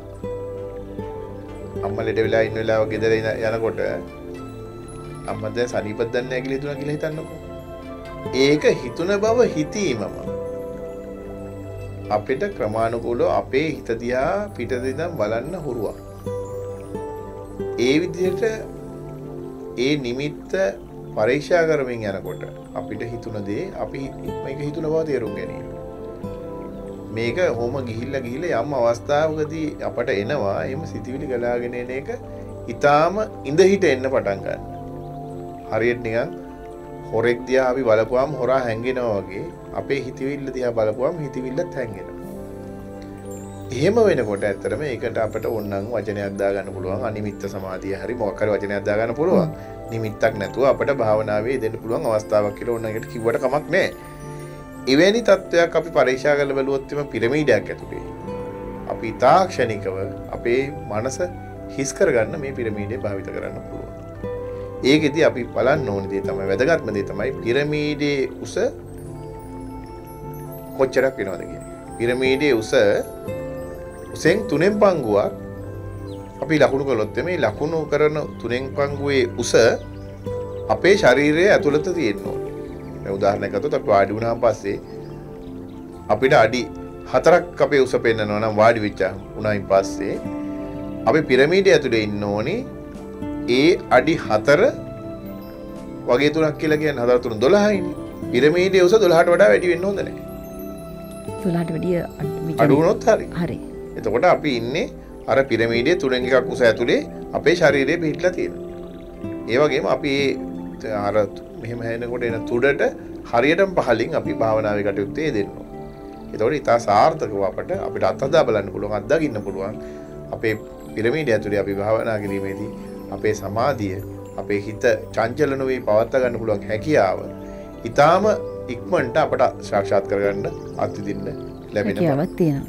ඒතර ප්‍රියන්ත මහත්මයා දැන් ඔබතුමාර කිව්වා අපි සිතුවිල්ල අපිට දැනෙන සිතුවිල්ලක් තියෙනවා කියලා අම්මට සනීප වෙලා තියෙනවද කියලා. ඒ වගේ අපිට යම්කිසි ශක්තියක් ලැබෙනවද ඔය තුලින්? ඒ කියන්නේ අපිට යම්කිසි දෙයක් දැන් කලින් දැනගන්න පුළුවන් වගේ හැකියාවක් එහෙම දැනෙනවද? ඔව් මෙහෙමයි. දැන් ඒකෙදී වෙන්න කලින් දැනීම කෙසේ වෙතත් දුරක තියෙන යම්කිසි දෙයක් දැනගැනීමේ හැකියාව වගේ දේවල් වර්ධනය කිරීමේ ක්‍රමවේද තියෙනවා. ඒ අතර එකක් තමයි අපි සමහර සුව කිරීමේ ක්‍රමවේද කියලා જાතියක් තියෙනවා ලෝකේ. හීලින් ටෙක්නික්ස් කියලා. සුව කිරීමේ ක්‍රමවේද අතර ජපානයේ පාවිච්චි කරන රේකි කියලා, ඉන්දියාව සහ වෙනත් රටවල පාවිච්චි කරන ප්‍රාණික් හීලින් කියලා. ඒ වගේ දේවලින් අපට එවැනි භාවනා යෝගීව ඒ වගේ ශක්තියක් ගොඩනගාගත්ත කෙනෙකුට දුර ඉන්න කෙනෙකුට ප්‍රතිකාර කිරීමේ හැකියාවක් ලබා ගන්න පුළුවන්කම තියෙනවා. එතෙන්ට යන්න ඕනිම නැහැ. අපි ප්‍රතිකාරය ලබන කෙනාට යම් සංඥාවක් දීලා එයා ඒ සූදානම් වුණාන් පස්සේ ප්‍රතිකාරය ලබා ගන්න අපට දුර ඉඳන් ප්‍රතිකාර කිරීමේ හැකියාවක් තියෙනවා. ඒකට අපි ඩිස්ටන්ස් හීලින් කියලා කියනවා බටහිර ලෝකේ. මෙවැනි ක්‍රම අත්දැක බලන ඔය গুপ্ত දේවල්වත් මෙහෙම දුර්ලභ දේවල්වත් නෙමෙයි. අද වෙනකොට අපේ රටේ වෙලුවත් මේ වගේ ශිල්ප ක්‍රම භාවිත කරන අය 100,000 ගණනක් ඉන්නවා. මේවා දුර්ලභ වෙලා තියෙන්නේ මේවා පිළිබඳ තොරතුරු නිරාවරණය කරන්නේ නැති ඒවා සංගවාගෙන ඉන්න ගුරුමුහුසි සහිත මිනිසුන් මේ සමාජයේ ඉන්නේ. දැනුම කියන එක එහෙම එකක් නෙමෙයි දැනුම විවෘතව භාවිත කරන්න පුළුවන්. එතකොට මේ ප්‍රියන්ත මහත්මයා දැන් අපි සාමාන්‍යයෙන් හිතනවනේ දැන් පිරමීඩයක් ඇතුළට වෙලා භාවනා යෝගීව හරි මොන හරි දෙයක් කරද්දී අපිට නිකන් පොඩි ප්‍රශ්නයක් ඇති වෙනවනේ මොකද මේ සම්ප්‍රදාය අපි අභිමවා යනවද? වාස්තු විද්‍යානුකූලව සම්ප්‍රදාය අපි අතික්‍රමණය කරන්න හදනවද? එහෙම නැත්නම් මේ සම්ප්‍රදායට අපි ගරු කරන්නේ නැද්ද කියලා මිනිස්සුන්ට ප්‍රශ්නයක් ඇති වෙන්න පුළුවන්. එහෙම ප්‍රශ්න ඇති කරගන්න මිනිස්සු ඕන තරම් ඉන්නවා. හැබැයි මේ අපි මේ සම්ප්‍රදායට ගරු කරමින් යන ගමනක් නේද මේ යන්නේ. මොකද අපි අලුත් දේවල් අත්හදා බලන්නට ඕනේ. අලුත් දේවල් තුලින් තමයි අපි මේ වැඩ කටයුතු කරන්න ඕනේ. ඒ කාරණාව ගැන කතා කරොත් කොහොමද ඒ කාරණාව වෙන්නේ? ඔය ඇත්තටම දැන් පිරමීඩයෙන් කරන වැඩේ කරන්න අපිට වෙලා තියෙන්නේ. බෝධි මූලයක ඉඳන් මේ කරන්න විදිහක් නැති හින්දා. නැත්නම් බෝගහක් යට අපි ඉඳගෙන භාවනා කරන්න ගත්ත ගමන් මේ වැඩේ ඉබේ සිද්ධ වෙනවා. මොකද අපි කලිනුත් කතා කළා අපේ නිවස ඇතුලේ නැත්නම් අපේ ඉඩම ඇතුලේ මිදුල ඇතුලේ බෝගහක් පිටවපුවාම ඒ අවට ඍණායන සාන්ද්‍රණය වැඩි වෙනවා කියලා. ඍණායන සාන්ද්‍රණය වැඩි අවකාශයක් ඇතුලේ ඉන්නකොට අපේ සමාධිය ඉක්මන් වෙනවා. ඇත්තටම අපි පිරමීඩයක් ඇතුලේ හිටියත් මේ වැඩේ වෙනවා. අපිට මේ බෝගහක් අපේ ගියස්සේ තියාගන්න බැරි වෙච්ච වෙලාවකට අපිට පිරමීඩයක් පාවිච්චි කරන්න. මේ භාවිතයේ වෙනසක් විතරයි. සම්ප්‍රදාය අතික්‍රමණය කිරීමක් කිව්වත් කමන්නේ අතික්‍රමණයක් විස ප්‍රතික්ෂේප කිරීමක් නෙමෙයි. සම්ප්‍රදාය අතික්‍රමණය කරන්න පුළුවන්. ඒ අතික්‍රමණය කරන්නේ ඒ සම්ප්‍රදාය මත පිහිටලානේ. ඔව් මොකද පදනම වෙන්නේ සම්ප්‍රදාය. පදනම වෙන්නේ සම්ප්‍රදාය තමයි. මේ සම්ප්‍රදාය මත පිහිටලා ඒ අතික්‍රමණය කරන්න පුළුවන්. හැබැයි ඒ ප්‍රතික්ෂේප කරනවා නෙවෙයි. ඒ කියන්නේ අපි නූතන බටහිර විද්‍යාව මත පදනම් වෙලා සාකච්ඡා කරන නූතන වාස්තු ශාස්ත්‍රය නැත්නම් නූතන වාස්තු විද්‍යාව අර ඍෂි භාෂිතයට කිසිසේත් අභියෝගයක් නෙමෙයි. ඍෂිවරුන් මේ කාරණා කිව්වේ කොහොමද කියලා අපි තාමත් විශ්මිතව බලන් ඉන්නවා. විශ්මිතව බලාගෙන ඉන්නවා අපි. මෙච්චර පරිශ්‍රණ වලින් අපි කියපු කතාවල් විශ්වකර්ම ප්‍රකාශවල අවුරුදු 3-4000කට කලින් ලියලා තිබුණේ කොහොමද කියලා. ඒ කියන්නේ අපිට පුදුම ගෞරවයක් තියෙනවා මේ ඍෂිවරුන් සම්බන්ධව. හොඳයි. දැන් අපි සාමාන්‍ය දේවල් වලට වැඩි අසාමාන්‍ය දේවල් කතා කරනවා වගේ දෙයක් දැනෙනවා. මොකද ඔබ නොදැන හිටපු කරුණු තමයි අපි කතා කරන්නේ. මේ දේවල් ඔබ කලින් හිතුවාද? මේ දේවල් තුලින් ඔබේ ජීවිතේට යම්කිසි බලපෑමක් සිද්ධ වෙනවා කියලා ඔබ කලින් හිතලා තියෙනවද? එහෙම හිතලා නැත්නම් මම හිතන දවස හොඳම දවස බවට පත් වෙනවා. මොකද අපි කතා බහ කරන මේ යම් දේවල් අපේ ජීවිතයට ඇත්තටම වැදගත්. අපේ ජීවිතයේ සමහර දේවල් වලදී අපි අසරණ වෙලා තියෙනවානේ. මේ දේවල් ඇයි අපිට මෙහෙම වෙන්නේ? අපි සමහරට ප්‍රියන්තමත් වෙන නොදන්න කමට මේක සිද්ධ වෙන දෙයක්. මොකද නොදැන කරන දේවල් හින්දා තමයි මේ දේවල් සිද්ධ වෙන්නේ. හැබැයි සමහර තැන්වලදී අපි දැනගෙන තමයි වටන අවස්ථා තියෙනවා. මම අහලා තියෙන පැතුම් පිරමීඩ කියලා දෙයක්. මොකද්ද මේ පැතුම් පිරමීඩ කියලා කියන්නේ? ඔව් පැතුම් පිරමීඩ කියලා කියන්නේ ඇත්තටම මෙහෙමයි. දැන් පිරමීඩ කියන්නේ තාක්ෂණයක් වගේම ව්‍යාපාරයක් අදලෝ. ඒ හින්දා සරල පිරමීඩයෙන් කරන කාර්යය විශේෂයට විශේෂීකරණය කළා සකස් කරපු එක තමයි විශ් පිරමීඩ නැත්නම් පැතුම් පිරමීඩ කියලා කියන්නේ. පැතුම් පිරමීඩයක් කියන එකක් භාවිත කිරීමෙන් සිද්ධ වෙන්නේ අපි අවට ශක්ති ශේෂ්ත්‍රය ඊටාම වෙනසකට භාජනය කරගන්න පුළුවන්කම අත් වෙනවා.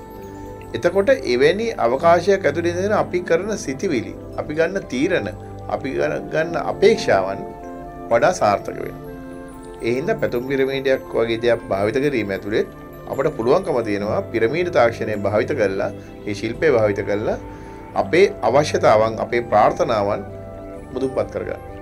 ඒ නිසා පැතුම් පිරමීඩ කියන්නේ එවැනි අපේ ප්‍රාර්ථනාව සාර්ථක කර ගැනීම සඳහා භාවිත කරන එකම තවත් මෙවලමක්. ඒකේ හෝ ජනප්‍රිය මෙවලමක්. මොකද ප්‍රාර්ථනාවන් හරි විවිධාකාරයිනේ.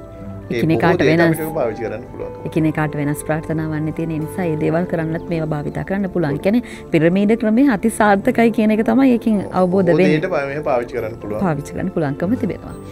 අපි මේ කතා බහ කරන කතා බහ ඇතුලේ කොයිතරම් දුරට අපේ ජීවිතවලට බලපානවද කියන කාරණාවත් විශේෂයෙන්ම මට දැන් හිතෙන දෙයක් තමයි. මොකද අපි කවදාවත් හිතන්නේ නැති දේවල් නේ මේ දේවල්. මොකද වාස්තු විද්‍යාව අපේ ජීවිතේට මෙච්චර බලපානවද? එහෙම නැත්නම් අපේ ජීවිතේ යම් යම් ප්‍රශ්න වලට වාස්තු බලපාලා තියෙනවද? මේ වගේ ප්‍රශ්න ගැන තමයි අපි කතා බහ කරමින් ඉන්නේ. නැවතත් විරාමයකට යමු වුණාට තමයි සූදානම් වෙන්නේ. විරාමයෙන් අනතුරුව සීන කැදැල්ල වැඩසටහනෙන් ඔබේ ජීවිතයට සාර්ථක වෙන්න හැටි අපි වාස්තු විද්‍යාවෙන් කියා දෙන්න සූදානම් ඉන්නවා. මේ විරාමයෙන් අනතුරුව අපි නැවතත් සීන කැදැල්ල සමගින් එකතු වෙමු.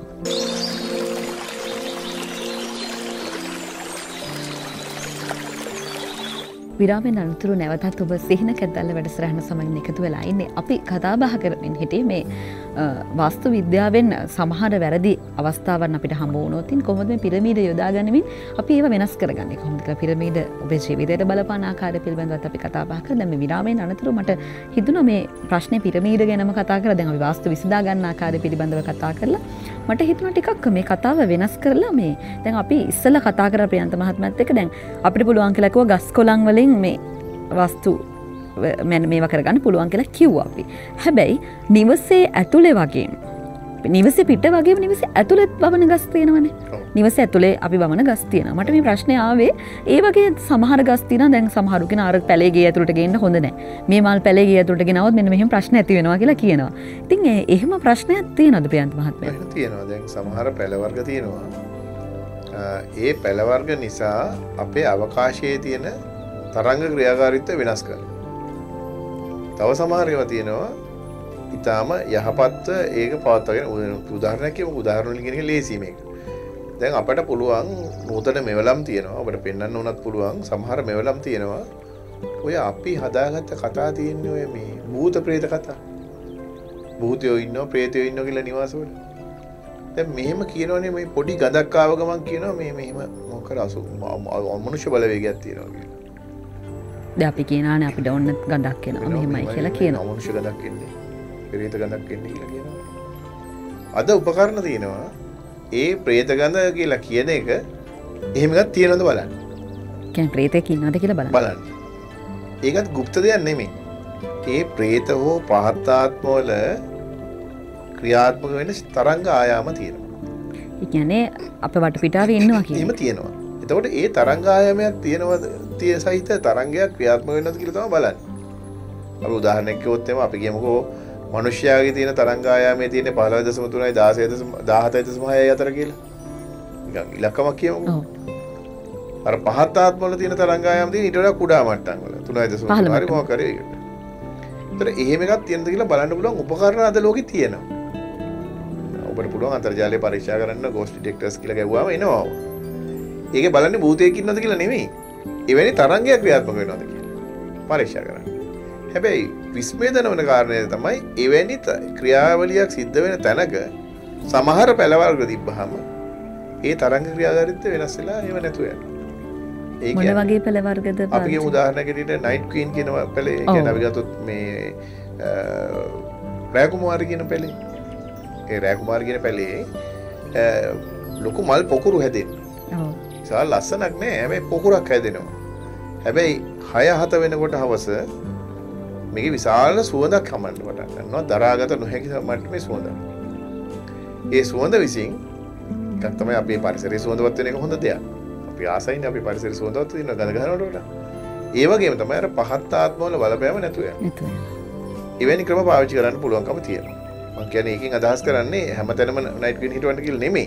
අර නිවස ඇතුලේ ඒ ආසන්නේ අපිට එහෙම හිටවා ගැනීම විශේෂයෙන් උතුරු නැගෙනහිර ඊසාන වගේ පැතිවල හිටවා ගැනීම ඉතා හොඳයි. හොඳයි. ඊට ඔබ ඇහුව කාරණාව අර ඉන්ඩෝ ප්ලාන්ට් කියන ඒවා. ග්‍රහස්තව පාවිච්චි කරන පැල වර්ග සම්බන්ධයෙන් ගත්තාම සමහර පැල වර්ග වලින් රසායනික ක්‍රියාවලියක්. එහෙම නැත්නම් අපිට විද්‍යානුකූලව යම් කිසි ප්‍රයෝජනයක් ගන්නත් පුළුවන්. ඒ කියන්නේ ඔක්සිජන් ක්‍රියාකාරීත්වය වැඩි දියුණු කරන්න පුළුවන් පැල වර්ගක් තියෙනවා. ඒවා තියෙනවා. එවැනි පැල වර්ග විසිනුත් අපේ නිවස ඇතුළත අර අන්තරික්ෂ ශක්තිය වැඩි කර දෙන හැකියාවන් තියෙන ඒවා තියෙනවා. එවැනි දේ පාවිච්චි කරන්නත් පුළුවන්. හැබැයි බටහිර ලෝකේ මේ ඔක්කොම පරිශ්‍රණයට ලක් කරලා තියෙන නිසා එය නිර්දේශ කරනවා මේ පැල හොඳයි කියන. ඒක තමයි අපිට වක්‍ර ක්‍රම වලට මේ গুপ্ত විදියට එන්නේ.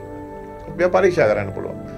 අනික තමයි තවත් දුර්මතයක් තමයි මේ ගස්කොලන් සම්බන්ධයෙන් තියෙන අපේ දැන් ගස්වල හරණයක් නැති ඇතුළතක් හිස්ව තියෙන පැලයක් නෙමේ උණ ශාකය. උණ බට වගේ ගස්වල ඇතුලේ සිදුරක් තියෙන්නේ. අපේ සමහර පැරැන්නෝ කියනවා මේ සිදුරක් තියෙන ගස් හිටවන්න හොඳ නැහැ කියලා. අයහපත් මේ ඇතුළේ හිස් නැහැ. පුහු කියලා කියනවනේ. කියලා කියනවා. හැබැයි පර්යේෂණ වලින් තහවුරු වෙන කාරණාව ඒකක්වත් නෙවෙයි. පර්යේෂණ වලින් තහවුරු වෙන කාරණා තමයි උණ ශාකය නැත්නම් උණ පවුලේ ශාක හැම එකක්ම අන්තරික්ෂ ශක්තිය භූගත කරන. අර තියෙන සිදුර විසින්ම ඒක කරන්නේ. සිදුරක් තියෙන නිසා අර අන්තරික්ෂ ශක්තිය වඩා හොඳට කහට උරාගෙන ඒක පොළොව වෙත ගෙනෙන. මේක අපි විද්‍යාවේදී කතා කරනවා බයෝඩයිනමික්ස් කියලා නැත්නම් ජීවගතික විද්‍යාව කියන කොටස යටතේ අපි කතා කරනවා පොළොව සාරවත් කරන්න භාවිත කරලා තියෙන්නේ ක්‍රමයක් හැටියට. අපි හිතන් ඉන්නවනේ මෙහෙම පොහොර ඕනි ගස් හැදෙන්න. පොහොර දාන්න ඕනි ගස් වලට. ගස් වලට පොහොර දැම්මම තමයි ගස් හැදෙන්නේ. එතකොට සිංහරාජ වනයේටත් කවුරු හරි පොහොර දානවා නැද්ද මේ ගස් විච්චර හොඳට හැදෙන්නේ? එහෙම එකක් නැහැ නේ. සිංහරාජ වනයේ ගස් හැදෙනවා. අවුරුදු ඔකට පොහොර දාලා නැහැ නේ. අවුරුදු ලක්ෂ ගණනක් තිස්සේ. හැබැයි පොහොර වන විදිහක් තියෙනවා අපේ ස්වභාවයේ. ඒ ස්වභාවය වෙනස් කිරීම තුලේ අපිට පොහොර නැත්තේ. අපි ඉස්සර පැරණව අපි හිටවනකොට යම් අල වර්ග හිටවන්න කාලයක් තිබුණා. පලා වර්ග හිටවන්න කාලයක් තිබුණා. හැබැයි කනගාටුවට කාරණේ තමයි අපට චන්ද්‍ර කේන්ද්‍රය අනුව නැත්නම් චන්ද්‍රයාගේ චලනය අනුව ගස් හිටවන විදිය අද අපිට කියලා දෙන්නේ ජර්මනි. ජර්මනි චන්ද්‍ර කැලෙන්ඩරයක් තියෙනවා. හැබැයි ලංකාවේ මේ චන්ද්‍ර කැලෙන්ඩරයක් පාවිච්චි කරන්නේ නැහැ අපි. අපේ විශේෂීස්ත්‍රය නැත්නම් අපේ වෘත්තීය පැත්තේ තමයි සමහර ඉංජිනේරුවෝ තීරණය කරනවා කුඹුරට වතුර එවන්න ඕනේ වෙලාව. ඒක තීරණය කරන්නේ ඉංජිනේරුවෝ ඒගොල්ලන්ගේ වෝටර් සප්ලයි සිස්ටම් එක ගැන ඉරිගේෂන් සිස්ටම් එක අනුව. හැබැයි ඒක නෙමෙයි ගොයම් ගහට වතුර ඕනි වෙන කාලය තීරණය කරන්නේ ගොයම් පැලේ. ඒක සම්බන්ධයෙන් නිර්දේශ නිකුත් කරලා තියෙන පළදාවලිය පොතේ.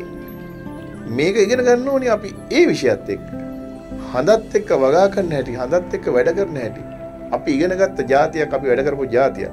ඉතින් අපි එහෙම කල්පනා කරනවා නම් අපේ රට මීට වඩා සුන්දර තැනක් බවට පත් වෙනවා. ඒවන් අවිද්‍යානුකූල දේවල් නෙමෙයි, ඒවා තමයි විද්‍යානුකූල දේවල්. බටහිර විද්‍යානුකූල දේවල් අතරින් මේක තහවුරු කරලා තියෙනවා. ඒ නිසා තමයි අපි මේවා ප්‍රතික්ෂේප කරද්දී ජර්මනිය වගේ රටවල් මේවා කරන්න පටන් ගන්නවා. ඒ නිසා අපි විශේෂයෙන් කියන්න ඕනේ ගොවිලිත් භාවිතයට ගැනීම. අපේ රටේ ගොවිලිත් හදන ඇත්තෝ ඉන්නවා. දැන් මම මේ අවස්ථාවේ කෙනෙක් කිව්වත් කමන්නේ ආචාර්ය විමලා දේවනාරායන මැතිණිය ගොවිලිතක් හදනවා. එතුමිය ගොවිලිත හදලා මිනිසුන්ට ඉදිරිපත් කරලා තියෙනවා.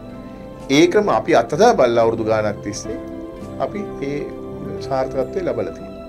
ඊට අමතරව අද වෙනකොට ජීවිතයේ සමුගෙන තියෙන උපවංශ මහත්මයා ගත්තා අපේ රටේ මේ විෂය සම්බන්ධයෙන් හිටපු විශාරදය.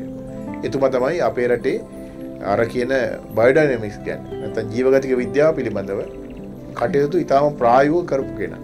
හැබැයි අපේ පොඩි අශීලාචාරකමක් තියෙනවා. ඒ වගේ මිනිසුන්ගේ දැනුම අරගෙන මාධ්‍යවල කතා කරනවා. ඒ මිනිසු ගැන පොඩි මතක් කිරීමක්වත් නොකරන අය. ඒ නිසා අපි විශේෂයෙන් කියන්න ඕනේ අතරම උපවාස මාත්‍යාව වගේ කෙනෙකුට අපි පින් දෙන්න ඕනේ. අපේ රටේ මේ වගේ දැනුමක් එකතු කරලා දුන්නා. ඒ වගේම ඒ වයිනේ කාරණා භාවිත කරපුවාම අපිට සිංහරාජයට පොහොර දාන්නේ නැහැ වගේ අපේ ගෙමිදුලටත් පොහොර යම් ප්‍රමාණයකට සීමා කරගෙන යම් දේවල් වගා කරන්න සාර්ථක කරගන්න පිටිවලක් ලබා ගන්න පුළුවන්. හොඳයි. අපි ඒ කතා බහ කරමින් ඉන්නේ දැන් අපි පිරමීඩ ගැන කතා කරා. ඒ පිරමීඩ ගැන අපි කතා කරේ වාස්තු විද්‍යානුකූලව සිදුවෙන වැරදි निराකරණය කරගෙන පිරමීඩ භාවිත කරන්නේ කොහොමද කියන කාරණාව ගැන. ඒ වගේම තමයි අර නිවසේ පිටදී වගේම නිවස ඇතුළතදී වවන්නට ඕන ගස් මල් පිළිබඳවත් අපි කතා කරා. මම හිතුවා දැන් කතාව පොඩ්ඩක් වෙන පැත්තකට යමු කරන්නට. දැන් අපි නිවසේ සුරතල්ලු ඇති කරනවා. සුරතල්ලු ඇති කරද්දී මේ සුරතලුන්ගේ බලපෑමත් නිවසකට වාස්තු විද්‍යාවට බලපානවද? සුරතලුන්ගේ බලපෑම තියෙනවා. කියන්නේ ඇත්තටම ගත්තොත් අපි ධර්මයේ පැත්තෙන් ගත්තත් පහත් ආත්මවල සැරිසරන්න සිද්ධ වෙන්නේ පුණ්‍ය මහිමයක් නිසා නෙවෙයිනේ. අපි ඒ සතුන්ට ආදරේ නැතුව නෙමෙයි. නමුත් ඒ අය උසස් ආත්ම භාවයන්ගේ ඉන්න අය නෙවෙයි. ඒතර එයාගේ අසුර අපිට දුරින් තියාගත්තට කමක් නැහැ. සමහර අයත් ඉන්නවනේ තමන්ගේ සයනේම තියාගෙන සත්තු වෘතල් කරන දරුවෝ වගේ. ඒකේ ප්‍රතිඵලය වෙන්නේ ඒ පහත් ආත්මවල ප්‍රභා මණ්ඩලයේ අපිත් එක්ක සැසඳුනහම අපිට නරක ප්‍රතිඵල ගේන්න පුළුවන්. හරියට නිකන් අර බාලයන් ඇසුරු කිරීම සම්බන්ධයෙන් කියන කතාව වගේ. සමහර අයහපත් ප්‍රභා මණ්ඩලයන් සහිත මිත්‍රයෝ ඇසුරු කිරීමෙන් පවා නරක ප්‍රතිඵල අපිට එන්න පුළුවන්. අසේවනාච බාලයන් කියන්නේ ඒ වගේ. ඒ වගේම තමයි පහත් ආත්ම ඇසුරු කිරීම. එහෙම නැත්නම් තිරිසන් ආත්මවල ඉන්න අය එක්ක අපේ ඇසුර යම් විදියකට එයාට අපේ තියෙන අනුකම්පාව දයාව දැක්වීම වෙන කාරණයක්. ඒ අය අතර ඇසුර දුරින් තියාගන්න ඕනි තත්ත්වයක් තියෙනවා. ඒ හින්දා නිවස ඇතුළට පහත් ආත්ම හෝ තිරිසන් ආත්ම හෝ භාවිතයට ගැනීම මනුෂ්‍යයාගේ ක්‍රියාවලියට තරම් හොඳ උදව්වක් වෙන්නේ නැහැ. හැබැයි ඒකෙන් කියවෙන්නේ ඒ අය අපේ හතුරන් හිටියට තේරුම් ගන්න ඕනේ කියලා. ඒ අය එක්ක අපේ ගනුදෙනුව ඊටාම උපායශීලීව ප්‍රමාණිකූලව යහපත් චේතනාවෙන් සුරතලුන් හැටියට හිතලා දයානුකූලව ඒ කටයුතු කරන්න ඕනේ. හැබැයි ඒකෙන් කියවෙන්නේ අපි ඒ එක්ක සමෝසමයේ කටයුතු කරනවා කියන එක නෙවෙයි. හොඳයි. අපි මේ පිළිබඳවත් කතා බහ කරමින් තවදුරටත් අපි වාස්තු විද්‍යානුකූලව අපිට තියෙන ප්‍රශ්න මම හිතන්නේ මම දන්නා ප්‍රේක්ෂක ඔබට ප්‍රශ්න ගොඩාක් පැන නැගිනවා ඇති. මේ සුරතල් සතුන් හින්දා ඇතිවන ප්‍රශ්න, ගේ මුදුල නිසා ඇතිවන ප්‍රශ්න, එහෙම නැත්නම් ගේ පිටත ඇතිවන ප්‍රශ්න මේ වගේ අපි එකින් එක නිරාකරණය කරගෙන යනවා. මොකද අපිට අවශ්‍යයි ඔබට අවස්ථානුකූලව ඔබේ ජීවිතයට සාර්ථකත්වය උදා කර දෙන්නට වාස්තු විද්‍යාවෙන් ඔබට බලපාන හැටි කියා දෙන්නට අපි සූදානම් තවදුරටත් කතා බහ කරන්නට. හැබැයි මේ පුංචි විරාමයෙන් අනතුරුව නැවතත් ඔබට සිහින කැදැල්ල සමගින් එකතු වෙන්නට පුළුවන්.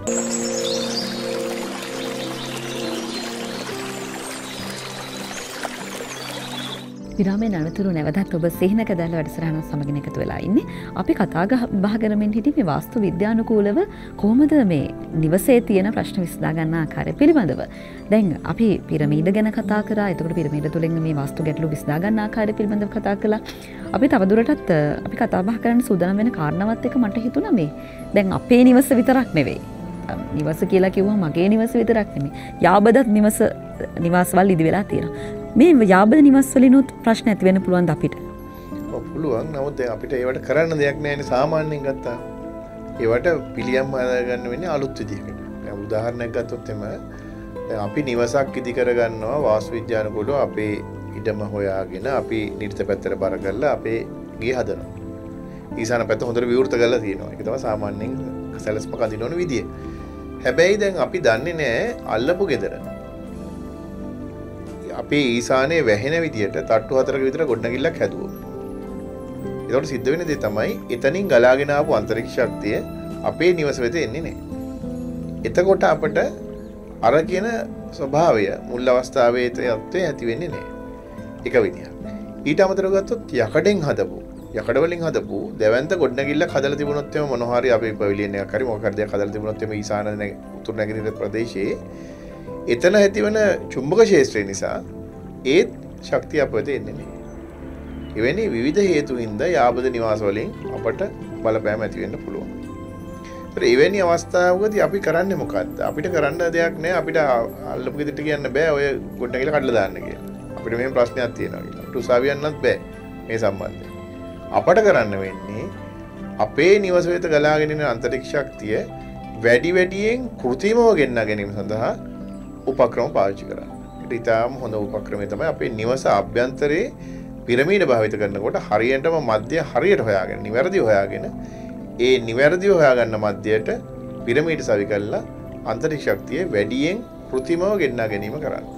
එතකොට අර වගේ බාධාවක් තිබුණත් අපට අර ශක්තිය ගෙනවා ගැනීම හැකියාව වැඩි දියුණු කරගන්න පුළුවන්. එතනත් පිරමීඩ ක්‍රමය භාවිත කරන්න පුළුවන්. ඒක එක ක්‍රමයක්. එහෙම නැත්නම් අපිට පුළුවන් අර ඉඩම ටිකක් ඊට කට තියෙනවා නම් අපිට පුළුවන් අර උණගස් වගේ දැවැන්ත උණගස් වර්ග තියෙනවා ගණනාවක්. ඒ වගේ දෙයක් භාවිත කරන්න පුළුවන් නම් නිර්ත කෙරවලින් ඉහළට අපිට පුළුවන්කම තියෙනවා අර තට්ටු 4 ගොඩනැගිල්ලෙන්ට වඩා උඩින් ගලාගෙන එන අන්තරික්ෂ ශක්තිය නැවතවතාව භූගත කරගන්න අර ගස් හරහා. ඒකත් එක ක්‍රමයක්. එතකොට දැන් අපි මහල් නිවාස කියනම දෙමහල් නිවසක් අපි හැදුවා කියලා කියමුකෝ. එතකොට අපි කියනවා හිතුමතේ නම් සඳළුතල හදන්න එපා කියලා කතාවක් තියෙනවා. මොකද්ද මේ කතාව? ඔව් මෙහෙමයි සඳළුතලයක් හදන්නේ ඒක අරමුණක් තියෙනවනේ. ඒ සඳළුතලයක් හදනකොට සඳළුතලයේ ප්‍රවේශ වෙන තැනක් තියෙන්න ඉබේ. සඳළුතලේ නිකන් හදලා කුරුළු කුඩු වගේ හදලා නිකන් ඉන්න බෑනේ. එතෙන්ට යන්න විදියක් තියෙන්න ඉබේ. එතකොට සඳළුතලයක් හදපු පැත්තට අපි දොරක් පිහිටවනවා. ජනේලයක් දානවා. ලොකු විවෘත කිරීමක් කරනවා. ඒකට දොරවල් හරි ජනෙල් හරි දාලා විවෘත ගන්න පැත්ත නිරිත වගේ වුණොත් නිරිත වුණොතින් වෙන වැඩේ තමයි අර ඊසානෙන් ගලාගෙන ආපු ශක්තිය නිරිතෙන් එළියට යනවා. එතකොට අපි අමාරුවෙන් ඊසානෙන් ශක්තිය කැඳව ගන්නවා. හැබැයි කැඳවගත්ත එක අපි රැකගන්නේ නැහැ. හරියට නිකන් ලොකු ආදායමක් ලබන රස්සාවක් කළා නාස්ති කරලා දානවා වගේ වැඩක්. ඒ නිසා අපි සඳළුතලයක් පිහිටවනකොට දොරක් දානකොට ජනේලයක් දානකොට විවෘත කවුලුවක් දානකොට අපි හිතා බලන්න ඕනි කොයි පැත්තටද අපි ඒක දැමිය යුත්තේ කියලා. එහෙනම් ඒ පැත්ත හිතලා තමයි අපි සඳුරුතලයක් පිටවන්න ඕනේ. නිකම්ම සඳුරුතලයක් පිටවන්න හොඳ නැහැ. අපිට හිතෙන තැන් වල මේ පැත්ත හොඳයි කියලා නිකන් දාන්න හොඳ නැහැ. කියන අපිට හිතෙන පරිදි දාන්න බෑ කියන. හොඳ නැහැ. අපිට ඒකෙදි යම් උපාය මාර්ග පාවිච්චි කරන්න පුළුවන්. අපි හිතමු සඳුරුතලයක් දාන්න ඕනි පැත්තක් තියෙනවා. අපි ආස පැත්තක් තියෙනවා. හැබැයි එහෙනම් අපි ප්‍රවේශය වෙන තැනකින් අරගෙන අපි කියමු උදාහරණයක් ඇටියට අපි දානවා උතුරෙන් දාගන්නවා අපේ ප්‍රවේශය. අපි දාගන්නවා ඊසානයට බරව සඳුරුතලය. නැත්තම් අපිට සඳුරුතලය දාන්න ඕනි වයඹට නම් වයඹට සඳුරුතලය දෙන්නට කමක් නැහැ. හැබැයි එතෙන්ට එන ප්‍රවේශය දාගන්න ඕනි උතුරෙන්. එවැනි යම් ක්‍රමවේද පාවිච්චි කරලා උපායමාර්ග පාවිච්චි කරලා අපිට සැලසුම හදාගන්න කරන්න පුළුවන්. එතෙන්දි විශේෂම වැදගත් දේ තමයි සැලැස්මක් හදින අවස්ථාවේදීම ওই කාරණා ටික සලකා බලපුවාම වඩා හොඳ ප්‍රතිඵලයක් ගන්න පුළුවන්. එහෙම බැරි වෙච්ච වෙලාවකදී අසාර්ථක වෙච්ච වෙලාවකදී වැරදි වාස්තු විද්‍යානුකූල යෙදීම් කරලා තියෙන වෙලාවකදී අපිට පිරමීඩ භාවිත කරලා නිවැරදි කිරීම කරන්න පුළුවන්. සඳලු තලයටත් අපිට පිරමීඩ භාවිතා කරලා ඒ දේ කරගන්නට පුළුවන්. දැන් අපි සඳලු තලයක් ගැන කතා කරා. අපි බොහෝ දේවල් දැන් අපි කතා කරන යනකොට මට හිතෙන පඩිපෙළ ගැන කතා කරන්න. දැන් නිවසක පඩිපෙළ නිර්මාණය කිරීමේදී කොයිතරම් දුරට බලපානවද වාස්තු විද්‍යාවට? මෙහෙමයි පඩිපෙළ කියන එක දැන් සාමාන්‍යයෙන් පැරණි පඩිපෙළක් ගත්තාම ලීයෙන් කරලා තියෙනවා. බොහෝ පඩිපෙළවල ලීයෙන් කරලා. එතකොට එවැනි එකකින් වන බලපෑමට වඩා අද දැවැන්ත කොන්ක්‍රීට් කම්බි විවිධ දේවල් භාවිත කරලා මේක හදන නිසා පැරණි පඩිපෙළට වඩා අලුත් පඩිපෙළ අද කාලේ පඩිපෙළ මිනිසුන්ට ඇති කරන බලපෑම වැඩි. ඒ නිසා ඊසාන උතුරු නැගෙනහිර දිශාවලට පඩිපෙළක් දැමීම නොකළ යුතුයි. ඒකට හේතුව গুপ্ত දෙයක් නෙමෙයි. අර අන්තරීක්ෂ ශක්තිය වැඩි ප්‍රමාණයක් ඇවිදින් මේ තියෙන පදාර්ථ ප්‍රමාණය අවශෝෂණය කරගන්න. ඒ හින්දා ඇතුළට ශක්තිය එන එකට බාධාවක් වෙනවා. ඒ හින්දා නිවස ඇතුලේ අභ්‍යන්තර අන්තරීක්ෂ ශක්ති තීව්‍රතාව නැත්තම් කොස්මික් එනර්ජි ඉන්ටෙන්සිටි කියන එක අඩු කිරීම කරෙහි මේ පඩිපෙළ බලපාන. හැබැයි ඒකම කියන්න ඕනේ දේ තමයි නිවාසවල වාස්තු ශිල්පියෝ ඇවිදින් වම් පඩිය ඉස්සරහට තියලා දකුණු පඩිය තියලා මෙහෙම අවදින ගමන් කියනවා යස අයස කියලා පඩි ගිහිල්ලා ඉරට්ටේ සංඛ්‍යාවකට උඩ තට්ටුවට අඩිය තියලා ඉවරලා අයස කියලා පඩියට බොහොම තදින් පහර දීලා මේ පඩිපෙළේ ගාන වැරදි කියනවා. හැදුවට පස්සේ හැබැයි අපි කරලා තියෙන පරිශන අනුව ඔත්තේද ඉරට්ටේද කියන එක මත පඩිපෙළවල ප්‍රශ්නයක් ඇති වෙලා නැහැ. හැබැයි මේකට ප්‍රතිකර්මත් අපූර්ව ප්‍රතිකර්මත් වම් දැකලා තියෙනවා. ඒ තමයි අර අන්තිම පල්ලෙහා තට්ටුව තියෙනවනේ. පල්ලෙහා තට්ටුවේ ඉඳන් උඩට යනකොට අර පඩිපෙළේ ගාන ඉරට්ටේ සංඛ්‍යාවක් වෙලා නම් දෙකෙන් බෙදෙන සංඛ්‍යාවක් වෙලා නම් අපි දෙකෙන් බෙදෙන්නේ නැති සංඛ්‍යාවක් බවට පත් කරන වැඩේ තමයි ගොඩක් දෙනා කරනවා මේක. ඒකයි මම මේ කියන්නේ. යටම පොළොවේ පඩියක් වගේ වෙන්න අර බින්ගුළු නැත්තම් ටයිල් එකක් කලවන. පොඩි අඟල් කාලක් විතර ඉස්සෙනවනේ. ඒකත් පඩියක් හැටියට සලකන්න කියලා කියනවා. එතකොට දැන් ඔත්තේ උනානේ ඉරට්ටේ. ඔව්. වාස්තු හොයන අර කියවෝ දෝෂي හරියයි. හැබැයි නොදන්න කෙනෙක්ගේ නියපොත්තක් වැදිලා ගැලවුණාම ඒ දෝෂය අරකට වඩා ලොකු එකක්. ඒ හින්දා ඒ වගේ මෝඩ වැඩ නැත්තම් ඒ වගේ අඥාන වැඩ වාස්තු ශිල්පයේ එක කරන්න හොඳ නැහැ. එහෙම දේවල් ඍෂිවරු කියලා නැහැ කොහෙවත්. ඔය ඉලක්කම් හදලා නැහැ කොහෙවත්. පඩිපෙළ සම්බන්ධයෙන් කියලා තියෙන වගේ දේවල් නෙවෙයි. ඒ හින්දා පඩිපෙළ ගණන් කිරිල්ල ඒ වගේ දේවල්ට ගිහිල්ලා ඒ වගේ වාස්තු ශිල්පය කියලා කියන સિદ્ધාන්තයම විශ්වකර්ම ප්‍රකාශවල තියෙන්නේ වාසය කිරීම වඩා යෝග්‍ය ස්ථානයක් කිරීම සඳහා තමයි වාස්තු ශාස්ත්‍රය තියෙන්නේ. හැබැයි මේ වගේ මොඩ වැඩ කිරීමෙන් සිද්ධ වෙන්නේ වාස්තු ශාස්ත්‍රය කියන එක වාසය වඩා අපහසු අයෝග්‍ය තැනක් බවට ගෙනපත් කිරීම තමයි සිද්ධ වෙන්නේ. ඒ හින්දා යම් ප්‍රඥාවක් ඇතුව මේ ශිල්ප හදාරන්න ඕනේ භාවිත කරන්න ඕනේ. ඒ කියන්නේ තාම වැදගත් ඇත්තරම නැත්තම් වෙන්නේ තව නොබෝ කලකින් මේ ශිල්පය මිනිසුන්ගෙන් අතහැරලා යනවා. මිනිස්සු මේක ප්‍රතික්ෂේප කරන්න පටන් ගන්නවා.